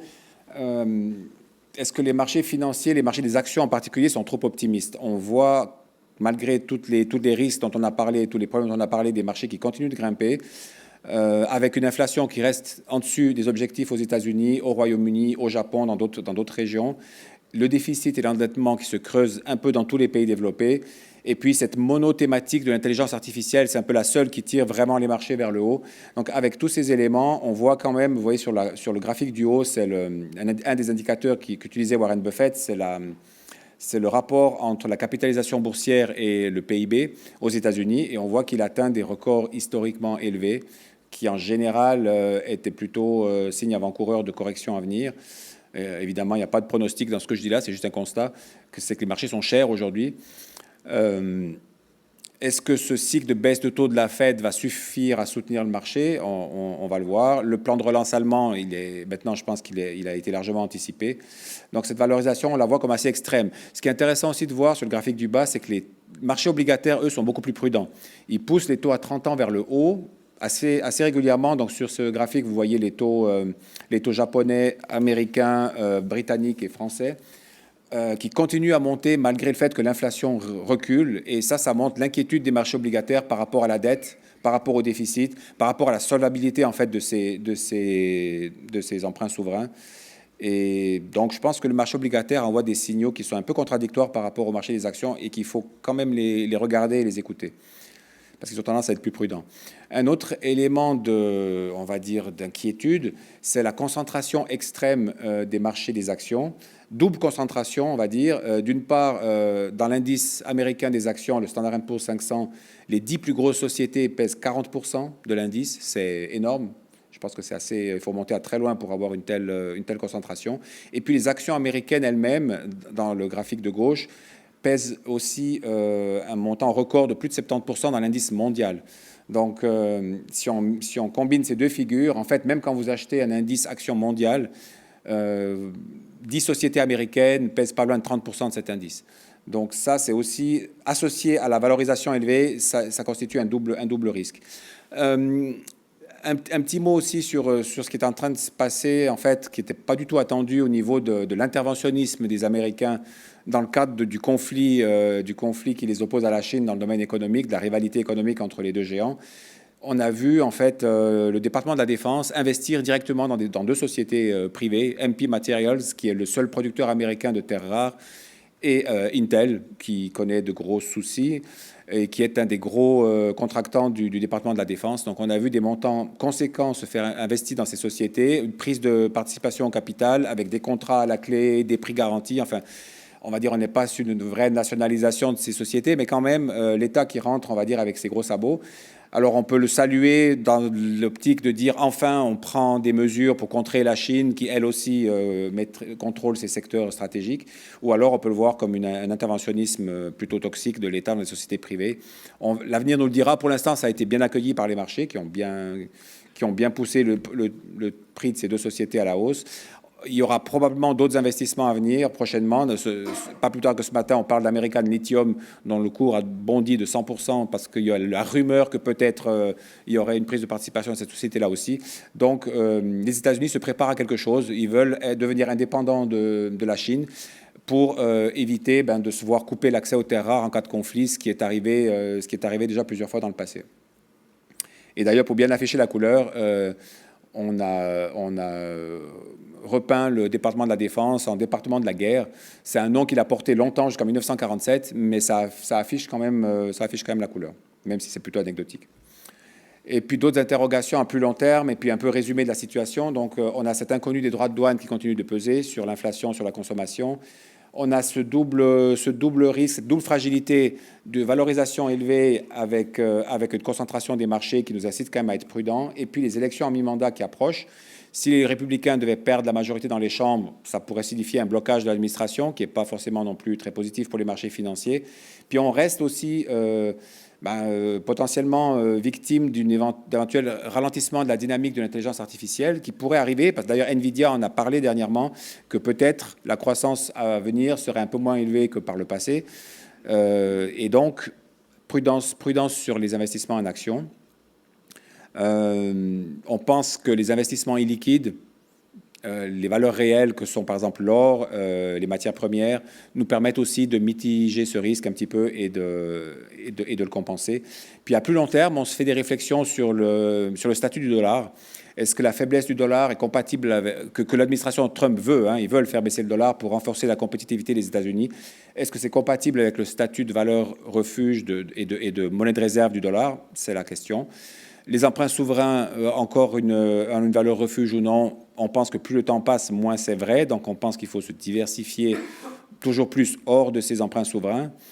Et l'indépendance de la Fed, c'est aussi un sujet, en tout cas tant que l'administration Trump sera là. Toute perte d'indépendance ne plairait pas au marché financier du tout. Donc, mis à part le côté un peu tragicomique des interventions de Trump contre Jerome Powell, il y a quand même un vrai souci de dépendance aujourd'hui. Et ça, les marchés financiers y tiennent beaucoup. Et puis, le sujet de géopolitique continue de nous occuper avec ces gigantesques dépenses militaires qui sont prévues dans le cadre de l'OTAN. Est-ce qu'elles sont finançables ou pas? Et est-ce qu'on se rapproche quand même d'un vrai affrontement chaud entre l'OTAN et la Russie ou entre les États-Unis et la Chine? C'est évidemment pas le scénario principal, mais on va dire que la probabilité, elle est quand même réelle. Peut-être l'occasion de rappeler brièvement un peu quels sont les 12 ingrédients principaux qui constituent notre philosophie de placement. Je ne vais pas les passer tous en vue, mais je vais souligner les principaux. Donc, c'est cette fameuse allocation d'actifs tout-terrain qui est d'avoir un équilibre stable qui nous permet de traverser un peu tous les scénarios macroéconomiques, que ce soit le scénario d'une récession, d'une croissance modérée ou d'une croissance importante, sans devoir tout le temps changer l'équilibre du portefeuille. C'est une vraie vision de long terme, donc ne pas faire de pronostics sur l'évolution des marchés à court terme, mais se focaliser sur les tendances de fond à long terme. Et puis, c'est cette allocation quand même assez conséquente aux actifs alternatifs, illiquides, pour justement réduire la volatilité. C'est de faire aussi de la gestion indirecte et de ne pas, je vais dire, perdre notre temps à chercher à sélectionner les bonnes sociétés, mais à sélectionner les bonnes thématiques et les bons gestionnaires. On pense que c'est beaucoup plus profitable. Et puis, cette fameuse focalisation sur les valeurs réelles, donc tout ce qui est actions, immobilier, infrastructure, matières premières, or, on est convaincu qu'à long terme, ça va beaucoup mieux défendre le pouvoir d'achat de vos investissements que les instruments de type dette. Et puis, ce mix entre stratégie active et passive, corps satellite, comme on l'appelle chez nous, qui permet aussi de diluer un peu cette concentration extrême des marchés, parce que si on n'est que sur du passif, en fait, on n'achète que les indices principaux et on achète donc cette concentration. Et on pense qu'il faut la réduire et la diluer avec de la gestion active, avec d'autres approches et d'autres allocations. Voilà, j'en aurais terminé là avec ma présentation. Est-ce qu'il y a des questions? Monsieur?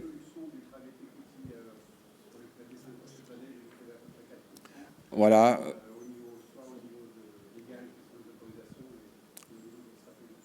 Au niveau... Ah oui, pardon. Ouais. Non, pardon. Je demandais Oui, quelle était l'évolution envisagée des placements en private equity, puisque c'est des investissements long terme qui ont sur la durée des performances meilleures. Et par rapport s'il y a une contrainte légale ou voilà, quel est l'objectif à terme de cette classe d'actifs? Merci. Alors, pour nous, il n'y a pas de contrainte légale autre que la limite de l'OPP2 de 15% de placements alternatifs. On peut être un petit peu en dessus si on peut le justifier, c'est notre cas. Donc, il y a assez régulièrement où on est un petit peu en dessus à 16 ou 16,5%, mais notre situation financière nous le permet. Donc, il n'y a pas de souci de ce côté-là. Nous, dans les placements alternatifs, on a justement une valeur cible d'à peu près 15%. Et on veut avoir 4-5% de private equity, potentiellement un petit peu aussi de dette privée, mais actuellement on est beaucoup plus bas dans la dette privée, on est plutôt aux alentours de 2%. Et puis on a en ce moment beaucoup alloué aux valeurs réelles, donc à l'or et aux matières premières. Donc on a 5% de nos actifs aujourd'hui dans l'or exclusivement. Si on ajoute encore un peu les placements en matières premières, on est au-delà. Donc on a un peu aussi dans les placements alternatifs cette diversification à laquelle on tient. Sur le private equity, j'allais dire, le contexte, il reste plutôt favorable. On a réduit un tout petit peu l'allocation stratégique il y a 2 ans, mais maintenant, on a plutôt la tendance à la maintenir, même si les performances attendues aujourd'hui sont moins élevées qu'il y a 10 ans, c'est clair. Mais ça reste des performances intéressantes dans un environnement de taux zéro. Donc, plutôt de la stabilité de ce côté-là aussi. Oui, le micro va arriver. J'avais une question par rapport aux intérêts que vous nous avez présentés tout à l'heure dans l'un de vos premiers slides. Par rapport au rendement annuel, et si on les compare aux indices de l'UBS, ouais, ça fait déjà la 2e année consécutive que c'est inférieur. Ouais. Et vous avez dit que vous avez lâché certains groupes d'investissement ou secteurs. Est-ce que vous pouvez nous en dire un peu plus? Oui, bien sûr. Alors, volontiers, merci. Donc, alors, on n'a pas volontairement exclu des secteurs. Par contre, on a fait le choix dans le sens d'améliorer la durabilité du portefeuille, il y a 3 ans, je crois, de passer des indices passifs classiques à des indices passifs ESG. Et donc, c'est le travail de notre partenaire UBS, après, d'aller définir quelles sociétés ou quels secteurs vont être exclus de ce monde ESG. Il y a des indices qui existent et qui doivent être répliqués. Et une des raisons, c'est que le domaine de la défense, par exemple, depuis 2 ou 3 ans, c'est un domaine qui boom. et sur lequel on est probablement presque pas présent en raison de ces labels ESG sur nos placements passifs. Donc ça, c'est un des éléments. Et puis qui explique la petite sous-performance par rapport à l'indice UBS l'année dernière et cette année. Et puis il y a probablement aussi une exposition chez nous un petit peu plus élevée au dollar que la moyenne, malgré le fait qu'on hedge une partie. Mais il y a quand même une partie qui n'est pas hedgée. Et il faut aussi mentionner que les coûts du hedge, actuellement, sont très élevés, parce que c'est le différentiel de taux.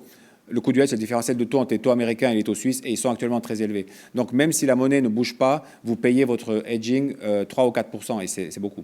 Donc, on est un petit peu pénalisé par ça aussi. Merci bien. Merci à vous. Pas d'autres questions? Jean-Bernard, désolé, j'y crois pas mes yeux, mais tu n'as pas suscité des passions. Eh ben, c'est parfait. Comme ça, on restera dans le timing. J'ai parlé trop vite. Ah. Je viens de recevoir un message. Pourquoi abandonner l'immobilier en direct pour passer à l'indirect? Alors, merci pour la question. C'est avant tout pour des raisons d'améliorer l'efficacité de la gestion. Aujourd'hui, d'avoir 70 immeubles en direct, c'est chronophage. Et en même temps, le marché immobilier suisse, il s'est beaucoup complexifié. En particulier en raison justement des aspects durabilité, où on a maintenant des contraintes qui n'existaient pas il y a 10 ou 15 ans, et aussi des législations cantonales de plus en plus nombreuses qui rendent la vie compliquée des propriétaires. Donc faire du buy and hold comme on faisait autrefois et espérer avoir du 3,5 ou du 4%, c'est un peu terminé. La gestion immobilière, on est convaincu aujourd'hui demande une gestion beaucoup plus active et on veut confier ça à des professionnels et en même temps, comme l'a expliqué tout à l'heure Pascal, en étant plus propriétaire nous-mêmes directement des immeubles, on externalise aussi toute la partie administrative. Donc on pense que ça fait absolument du sens, que c'est une décision rationnelle et qui va améliorer l'efficacité et la performance du portefeuille, parce qu'à l'intérieur de ce véhicule, de ce compartiment investisseur unique, on pourra aussi faire un peu de levier et ça permettra aussi d'améliorer la performance, chose qu'on ne pouvait pas faire aujourd'hui. D'autres questions ? Sinon, je vois que Stéphane trépigne, donc je lui passe volontiers la parole. Je suis en retard, désolé.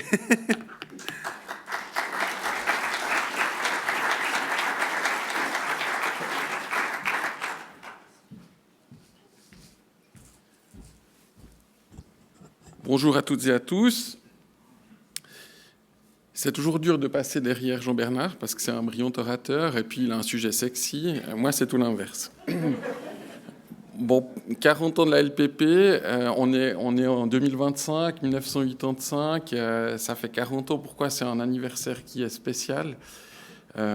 Parce que 40 ans, c'est la génération qu'il faut pour arriver à avoir toutes les prestations dans le deuxième pilier. Donc ça veut dire qu'officiellement, très officiellement cette année, on a eu le premier pensionné qui aura eu la possibilité d'avoir le maximum du minimum LPP. Quelqu'un qui est né le 1er janvier 1960, qui a commencé à travailler le 1er janvier 1985 et qui a pris sa retraite le 1er janvier 2025.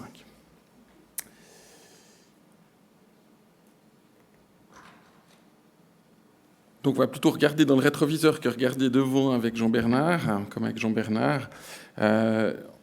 On a une adoption de la loi le 25 juin 1982, donc on parle bien d'adoption des chambres. C'était un temps où les chambres pouvaient se mettre d'accord sans qu'on passe devant le peuple.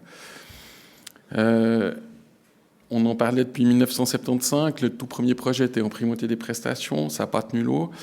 C'est entré en vigueur en 1985. L'objectif, c'est compléter, et là il y avait une votation populaire pour changer la Constitution, compléter le premier pilier pour permettre aux personnes âgées, aux survivants, aux invalides de maintenir de façon appropriée leur niveau de vie antérieur. On n'a pas d'autres chiffres qui seraient dans la Constitution.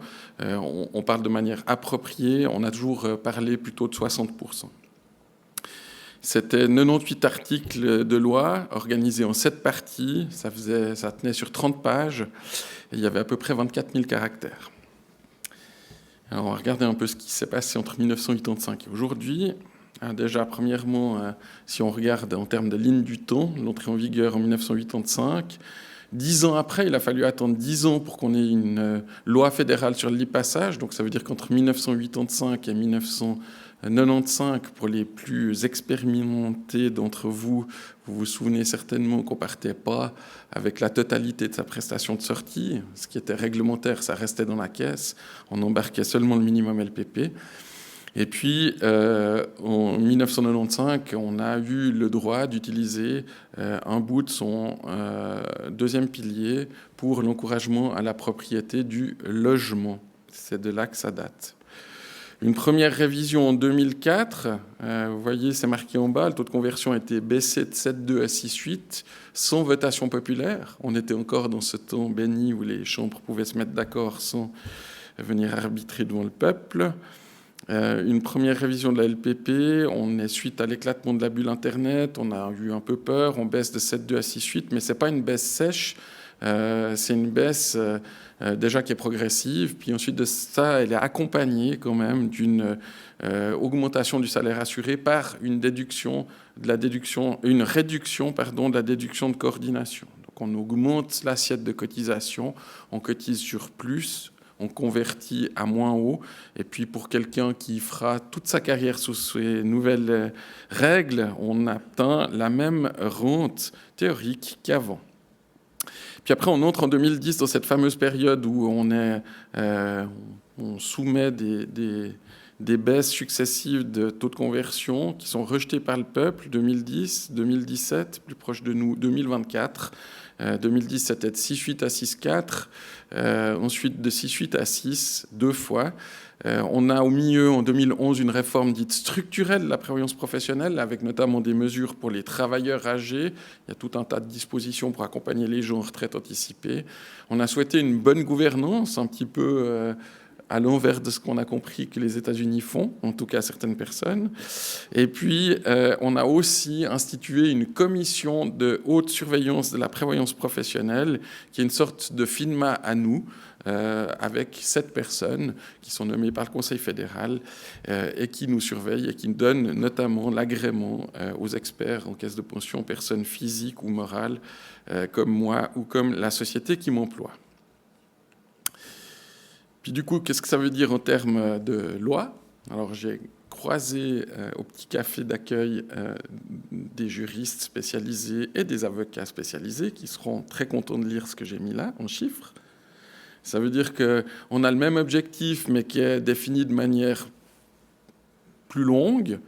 On a le même nombre d'articles, 98, on a le même nombre de parties, 7. Par contre, on a 84 pages de loi, parce qu'on a rajouté en fait des articles intercalaires avec des lettres A, B, C, D, E, F, etc. Ça n'arrête pas. Et on est passé de 24 000 caractères à 186 000 caractères. Et là, la personne qui m'a aidé à faire cet exposé dans la salle, elle a bien vérifié qu'on ne prenait pas non plus les notes en bas de page et les références qui augmentent encore considérablement la chose. Donc vous voyez que pour faire appliquer la même loi 40 ans après, on est dans une situation où on a quelque chose qui est beaucoup plus compliqué, ce qui fait qu'on a beaucoup plus besoin, comme je le disais, de la partie juridique de la prévoyance professionnelle. Les changements structurels depuis 1985, rapidement, le nombre de caisses de pension. Donc en 1987, il y en avait à peu près 15 000. C'est à peu près le premier recensement qu'on a trouvé. En 2011, il y en avait 2200. En 2020, il y en avait 1400. Et puis, évidemment, que vous comprenez bien que si Copré grandit, en partie, c'est aussi parce qu'on a moins de petites caisses de pension. Dans la vie réelle, les gens, si la caisse est trop petite, ils arrêtent de le faire parce que ça prend beaucoup de temps. Puis surtout, on a énormément de responsabilités sur ses épaules. On a l'évolution de la population qui est couverte par la LPP. Là, on ne peut pas venir dire que, par exemple, les femmes sont mieux couvertes, sensiblement mieux couvertes à l'heure actuelle qu'à l'époque. On a une évolution du nombre de personnes qui ressemble à l'évolution de la population en Suisse, et on voit que la courbe entre les hommes en haut en vert et les femmes en bas en violet est sensiblement parallèle. Donc il n'y a pas de recrudescence du nombre de personnes qui sont assurées dans la LPP. Je vous rappelle que le peuple suisse a, en 2024, refusé une révision de la LPP qui aurait permis d'assurer plus de personnes, et notamment de considérer plus facilement les temps partiels au niveau du minimum LPP. Pascal en a parlé, Stéphanie en a parlé, un 5,5% crédité sur les comptes l'année passée. L'évolution des taux que Copré a crédité depuis 1985, elle est donnée avec la ligne bleu clair épaisse. Vous voyez que ça fluctue, mais que c'est tout le temps plutôt vers le haut. J'ai jugé utile de vous mettre aussi le taux selon le minimum LPP, ce que nous donne le Conseil fédéral chaque année, peu après les augmentations des primes d'assurance maladie. Et on aimerait bien que les deux taux soient égaux, mais le deuxième, il est plutôt inférieur au premier, en tout cas ces dernières années. Donc vous voyez que le taux était longtemps à 4. Ça, c'était mes mentors à moi. Ils ont fait toute leur période d'activité dans la professionnelle où tout était à 4, on ne se posait pas de questions. Après, ça a commencé à baisser. Et puis quand même, vous montrer les taux sans risque en vert. Ça change tout seul. Vous la retrouverez après en vert, en bas. C'est de vous montrer que, pour ceux qui s'en souviennent, ou qui peuvent s'en souvenir dans la salle, on a commencé la LPP avec des taux sans risque qui étaient au-dessus de 4%. Donc ça veut dire qu'on utilisait 4 comme taux, mais il suffisait qu'on achète une obligation de la Confédération sans risque pour déjà avoir plus de 4%, parce qu'il y avait de l'inflation sous-jacente. Aujourd'hui, avec des taux négatifs, à un moment qui sont revenus positifs, mais Jean-Bernard nous a dit, ces taux seront à zéro, on va être dans une situation où on va devoir prendre du risque sur les marchés financiers, et on voit que c'est pas facile pour pouvoir générer de la performance. Qu'en est-il au niveau du fameux taux d'intérêt technique? Pour ceux qui sont habitués à ça, c'est le taux avec lequel on escompte les prestations de vieillesse. C'est le taux qu'on pense réaliser avec une certaine marge de sécurité à long terme par la caisse de pension. Plus le taux est élevé, plus la part qu'on donne de rente aux rentiers qui repose sur ce qu'on espère gagner à la bourse dans le futur et pendant leur carrière de rentier, qui, vous avez compris, Pascal, lui, il aimerait que ce soit long, l'actuaire aimerait que ce soit court, plus cette partie sera grande. Donc ça veut dire plus on compte sur le troisième cotisant, plus on va verser des rentes élevées, plus on a un taux de conversion élevé, mais plus le pari est aussi risqué puisqu'il faut venir faire cette performance derrière.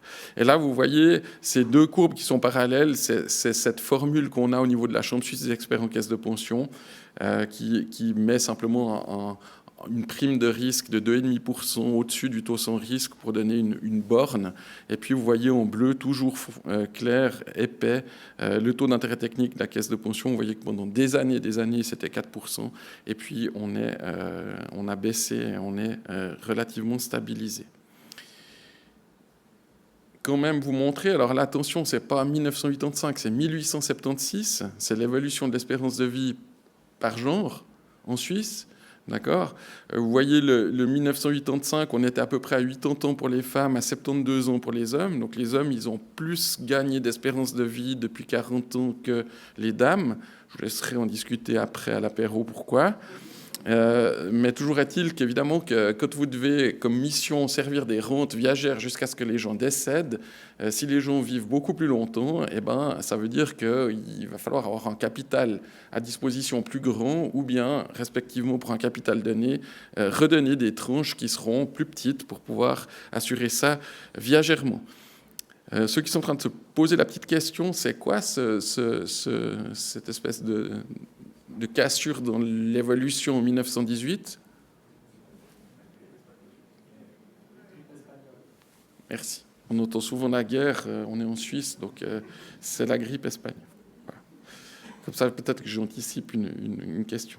L'évolution des taux de conversion, je ne m'arrête pas, Stéphanie en a parlé, pour moi, ce n'est pas le plus important.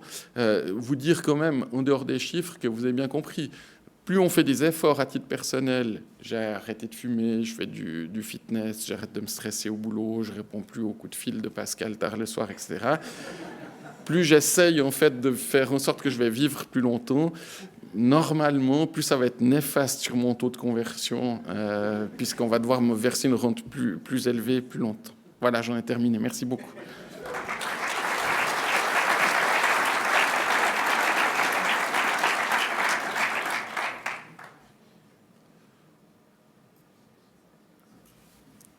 Le micro arrive.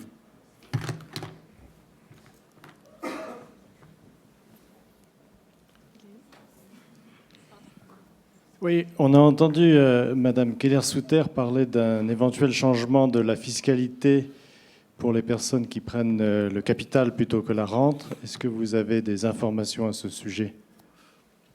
Pas trop, parce qu'ils sont en train d'en discuter. Et puis, pour rien vous cacher, j'ai essayé d'attraper des orateurs pour venir m'en parler. Alors, ils ont tous quelque chose. Ils ne veulent pas du tout en parler.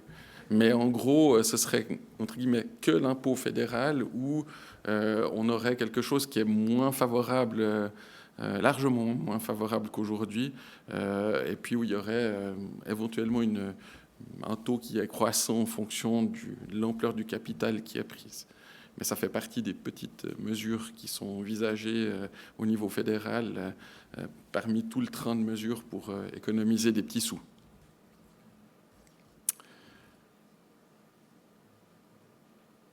Est-ce qu'il y a d'autres questions ? J'étais déjà étonné qu'il y ait une question. Est-ce que Loïc, il y a des questions en ligne ? Non, tu n'as pas autant de succès que Jean-Bernard. Mais quelle horreur. Merci beaucoup, mesdames et messieurs. Je passe la parole à Pascal.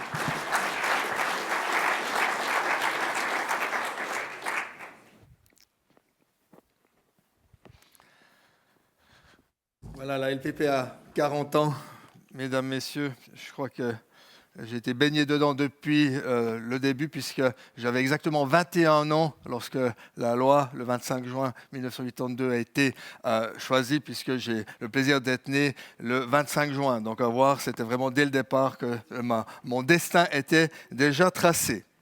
Revenons à des choses un peu plus sérieuses, au résultat des votations électroniques.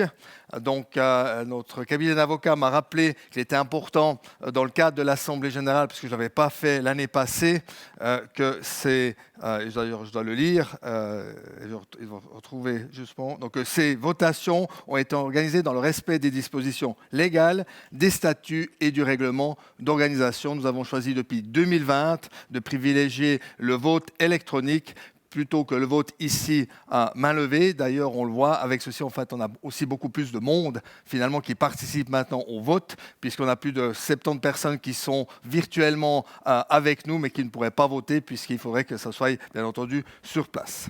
Nous avions 3 sujets qui ont été soumis au vote des délégués, côté entreprise ou côté assuré. Premier élément, donc, nous avons reçu le certificat de Cryptolex indiquant finalement que tout s'est passé selon ce qui a été convenu. Donc Cryptolex, finalement, c'est comme un notaire digital, donc avec aussi les votations clôturées le 5 septembre et la possibilité de participer à l'Assemblée jusqu'au 10 septembre. Et bien entendu, c'est toujours aussi ça parce qu'on envoie à l'ensemble de nos délégués.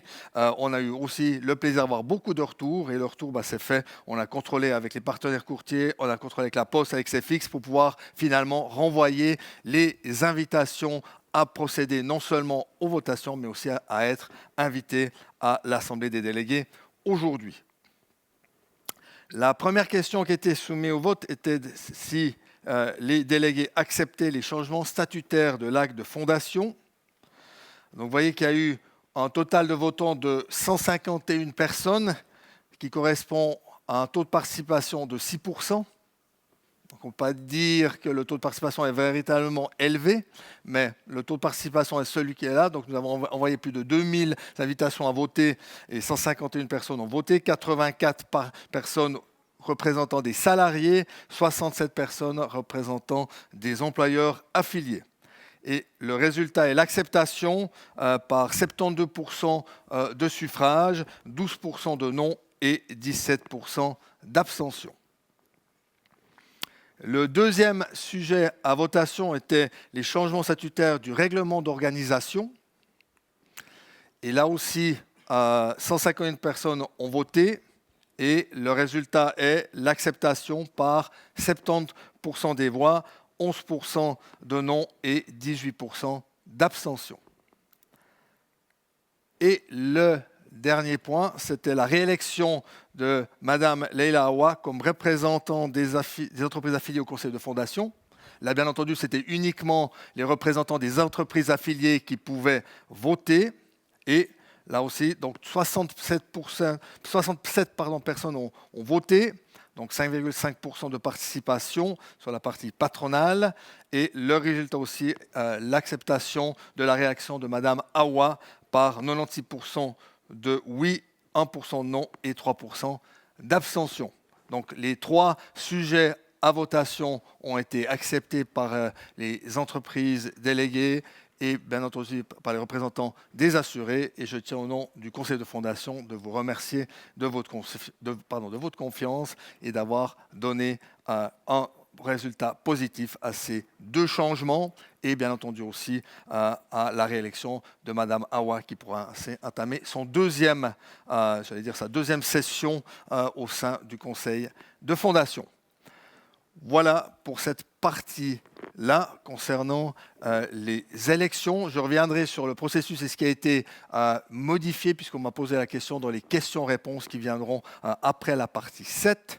La partie 7 qui est la proposition d'éventuels de délégués. Nous n'avons pas reçu de proposition dans le délai selon nos statuts. Donc je vais pouvoir passer comme ça sur braise sur les questions. Et je propose à Béatrice, qui est sur ma gauche, d'amener déjà le micro à Jean-Bernard, parce qu'il y a une des questions qui est pour lui. Comme ça, le micro sera déjà là.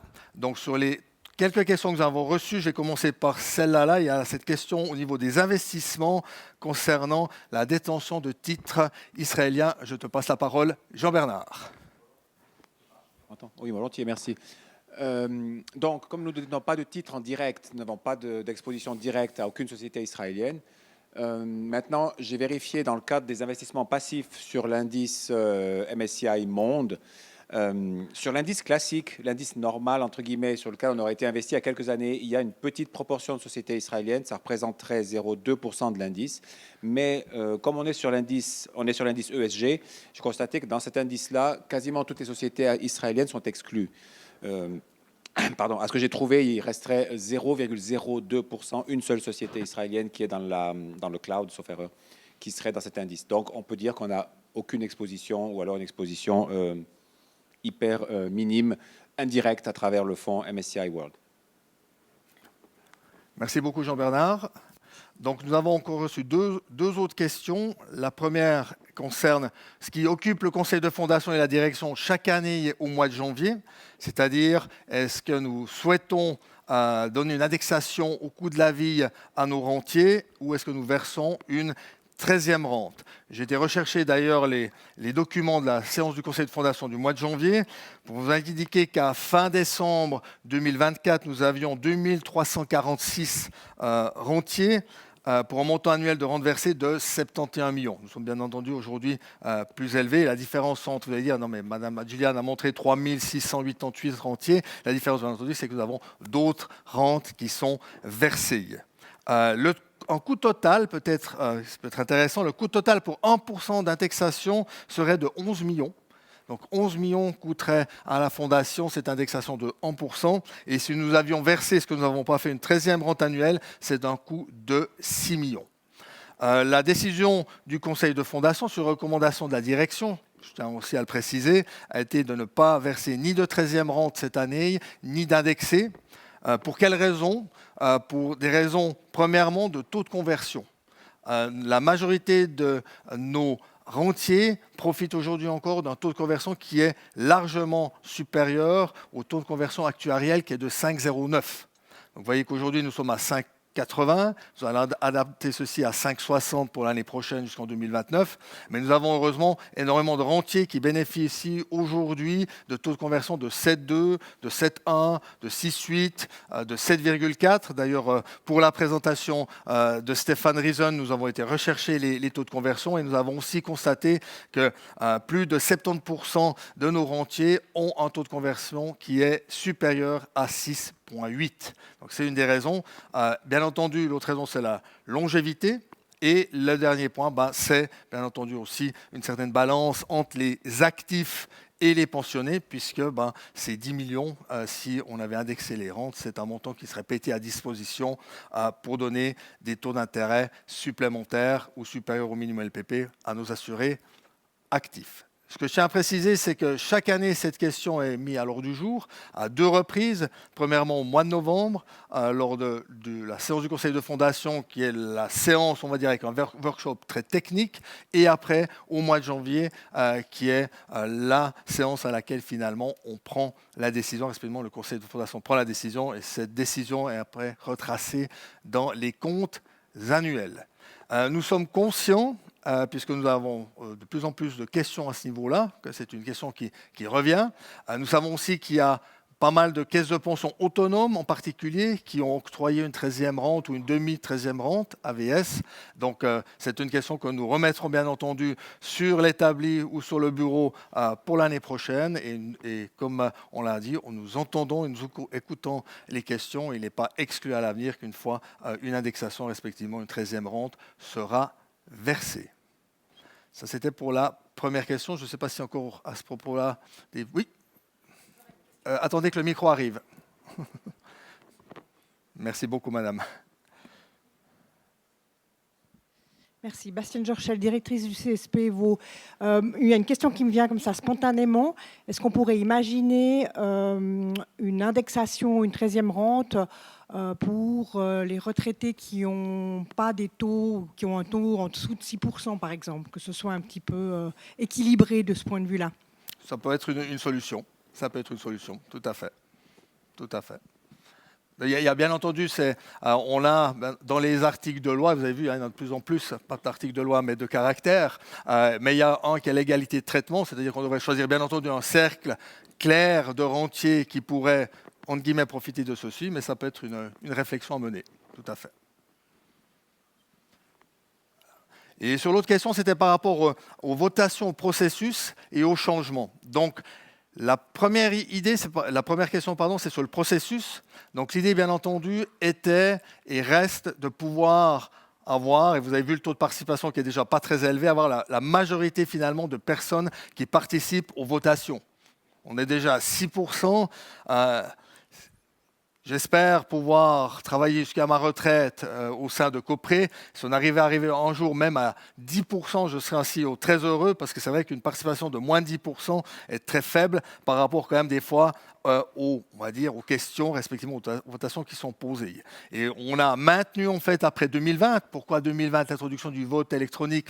Parce qu'on a un coronavirus qui est passé entre deux et qui nous faisait porter des masques à tout le monde et qui nous empêchait de nous retrouver tous ensemble ici dans une salle. Et nous avons maintenu en fait ces votations électroniques parce qu'avec ça en fait on obtient beaucoup plus de personnes. Aujourd'hui, vous voyez, on a 160, on va dire 160 personnes qui ont voté. Vous êtes à peu près 100 délégués dans la salle, donc on voit quand même qu'avec ça, on augmente pratiquement d'un tiers la possibilité de donner à nos délégués le choix de participer aux votations. Puis deuxièmement, au niveau des changements, donc les changements finalement ont été de deux. C'est premièrement de ne plus donner des charges au conseil de fondation. Pourquoi ne plus donner des charges au conseil de fondation? Parce que ce n'est pas une obligation légale. Donc c'est tout simple. Donc finalement, c'était quelque chose qu'on faisait, mais qui n'apportait rien, puisque le conseil de fondation, en amont, sur recommandation de l'organe de révision, avait déjà approuvé les comptes et on les avait déjà transmis à l'autorité de surveillance. Et le deuxième point, c'était l'Assemblée générale. On s'est dit finalement une séance d'information à laquelle on peut inviter plus de personnes est encore plus importante par rapport à notre volonté, à notre qualité, à notre valeur de transparence, d'où le point. Mais bien entendu, comme nous allons continuer la séance d'information, donc dans le prochain Ensemble informé, vous aurez déjà la date pour l'année prochaine, ce qui est important pour nous, et bien entendu aussi de pouvoir continuer d'avoir ces dialogues ou ce dialogue avec vous, entreprises affiliées, assurées, mais aussi partenaires.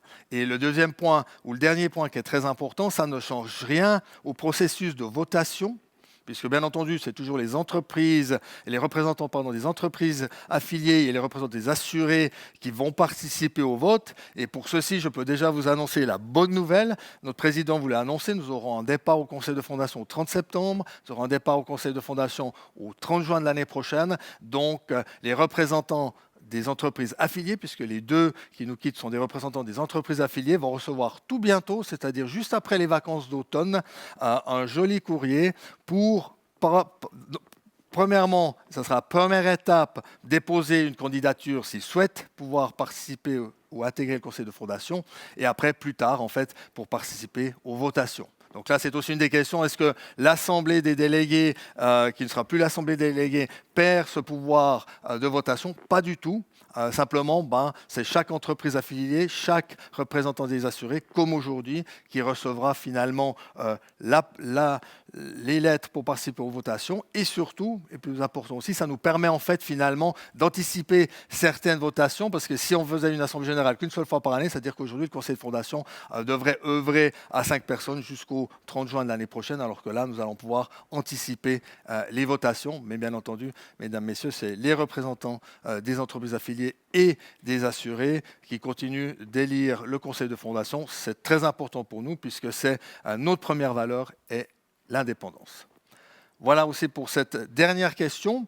Je ne sais pas s'il y a encore des questions dans la salle ou des questions par Internet. Je regarde d'abord Loïc au fond de la salle. L'Internet est calme. L'Internet est calme. Très bien. Bon, je constate aussi qu'il est minuit moins 4.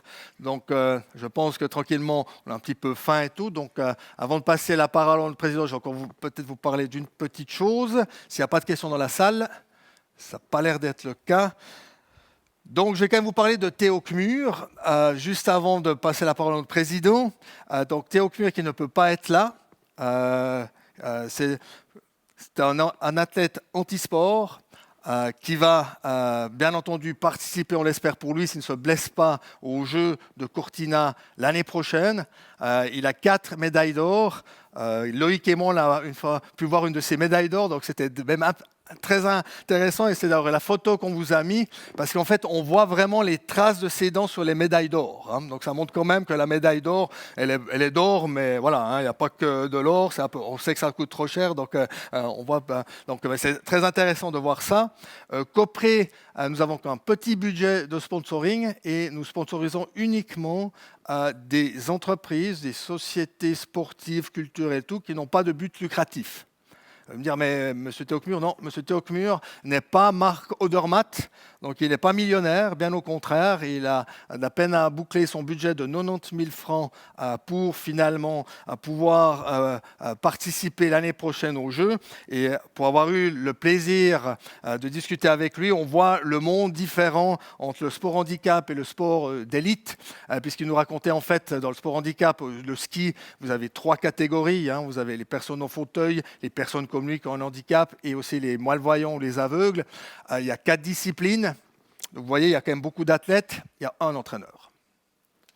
Et il me disait en fait que rien que dans la partie slalom homme, il y avait 4 entraîneurs. Donc on voit quand même la différence de moyens. Et pour nous, finalement, il nous a persuadé à le sponsoriser, étant donné qu'il a vraiment cette volonté, avant de finir sa carrière, cette ambition, d'obtenir encore une médaille, on espère bien entendu d'or, ça vaudra beaucoup d'argent si l'or continue de monter aux Jeux de Cortina. Et comme il n'a pas pu être présent, il a quand même souhaité vous adresser un message. Bonjour à toutes et à tous, bonjour Copré. Alors oui, Théo Kmur, skieur paralympique, et bien entendu, on a toujours des changements de programme. Pour cela, je suis navré de ne pas être présent lors de l'Assemblée Générale, lors de votre Assemblée Générale, car départ pour les entraînements au Chili oblige. Mais voilà, je voulais aussi vous faire cette petite vidéo pour vous remercier de votre soutien inconditionnel. Merci aussi à Pascal et toute son équipe pour leur organisation, leur flexibilité, et puis également leur soutien qui va me permettre d'aller chercher, je l'espère, le plus beau des métals du côté de Cortina au mois de mars. Alors, je vous fais tout plein de gros bisous et vous dis à tout bientôt. Là, j'ai reporté, mais ce n'est que partie remise, comme on dit. Alors, à tout bientôt et au plaisir de vous partager mes souvenirs de mon camp d'entraînement au Chili. Allez, ciao!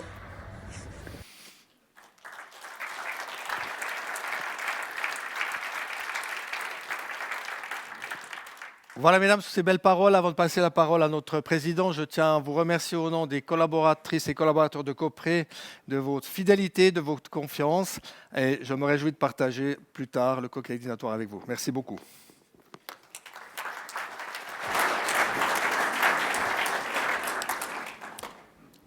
Merci Pascal, merci à tous. Comme Pascal vous l'a annoncé, on est arrivé maintenant au terme de cette Assemblée générale, au cours de laquelle on a beaucoup parlé de stratégie. L'occasion de vous rappeler ceci. Une stratégie gagnante, c'est 5% de réflexion, 5% de conception, 90% de travail et d'engagement. Alors, avant de nous y remettre au travail dès cet après-midi, vous me permettrez d'abord d'appeler mon collègue Damien Lachenal pour prendre congé officiellement de lui et le remercier. Et puis, jusqu'à ce qu'il se présente jusqu'à moi, viens seulement Damien. Je vous indique également que, droit après ces mots de départ de Damien, tu vas nous la conclure, cette assemblée. Hein, voilà. Formidable. Je vous remercie aussi à toutes et à tous d'avoir participé, autant en vidéo, autant en présentiel. Pour ceux qui sont ici, nous avons l'apéritif ou le cocktail dînatoire qui est prévu à l'étage supérieur. Damien, avant de te laisser la parole pour la conclusion, j'aimerais juste adresser encore nos remerciements et ce petit cadeau et cette petite attention. J'espère que tu y prendras bon goût et bon soin. À toi de conclure. Merci. Alors merci Claude pour la surprise. Non, je souhaitais justement conclure cette année qui est passée extrêmement rapidement au sein de Copré. Malheureusement, je dois quitter le conseil de fondation pour raisons professionnelles, mais je suis certain que la fondation est sur de très bons rails. J'ai pu voir le professionnalisme et l'engagement de tous les collaborateurs et toutes les collaboratrices de Copré.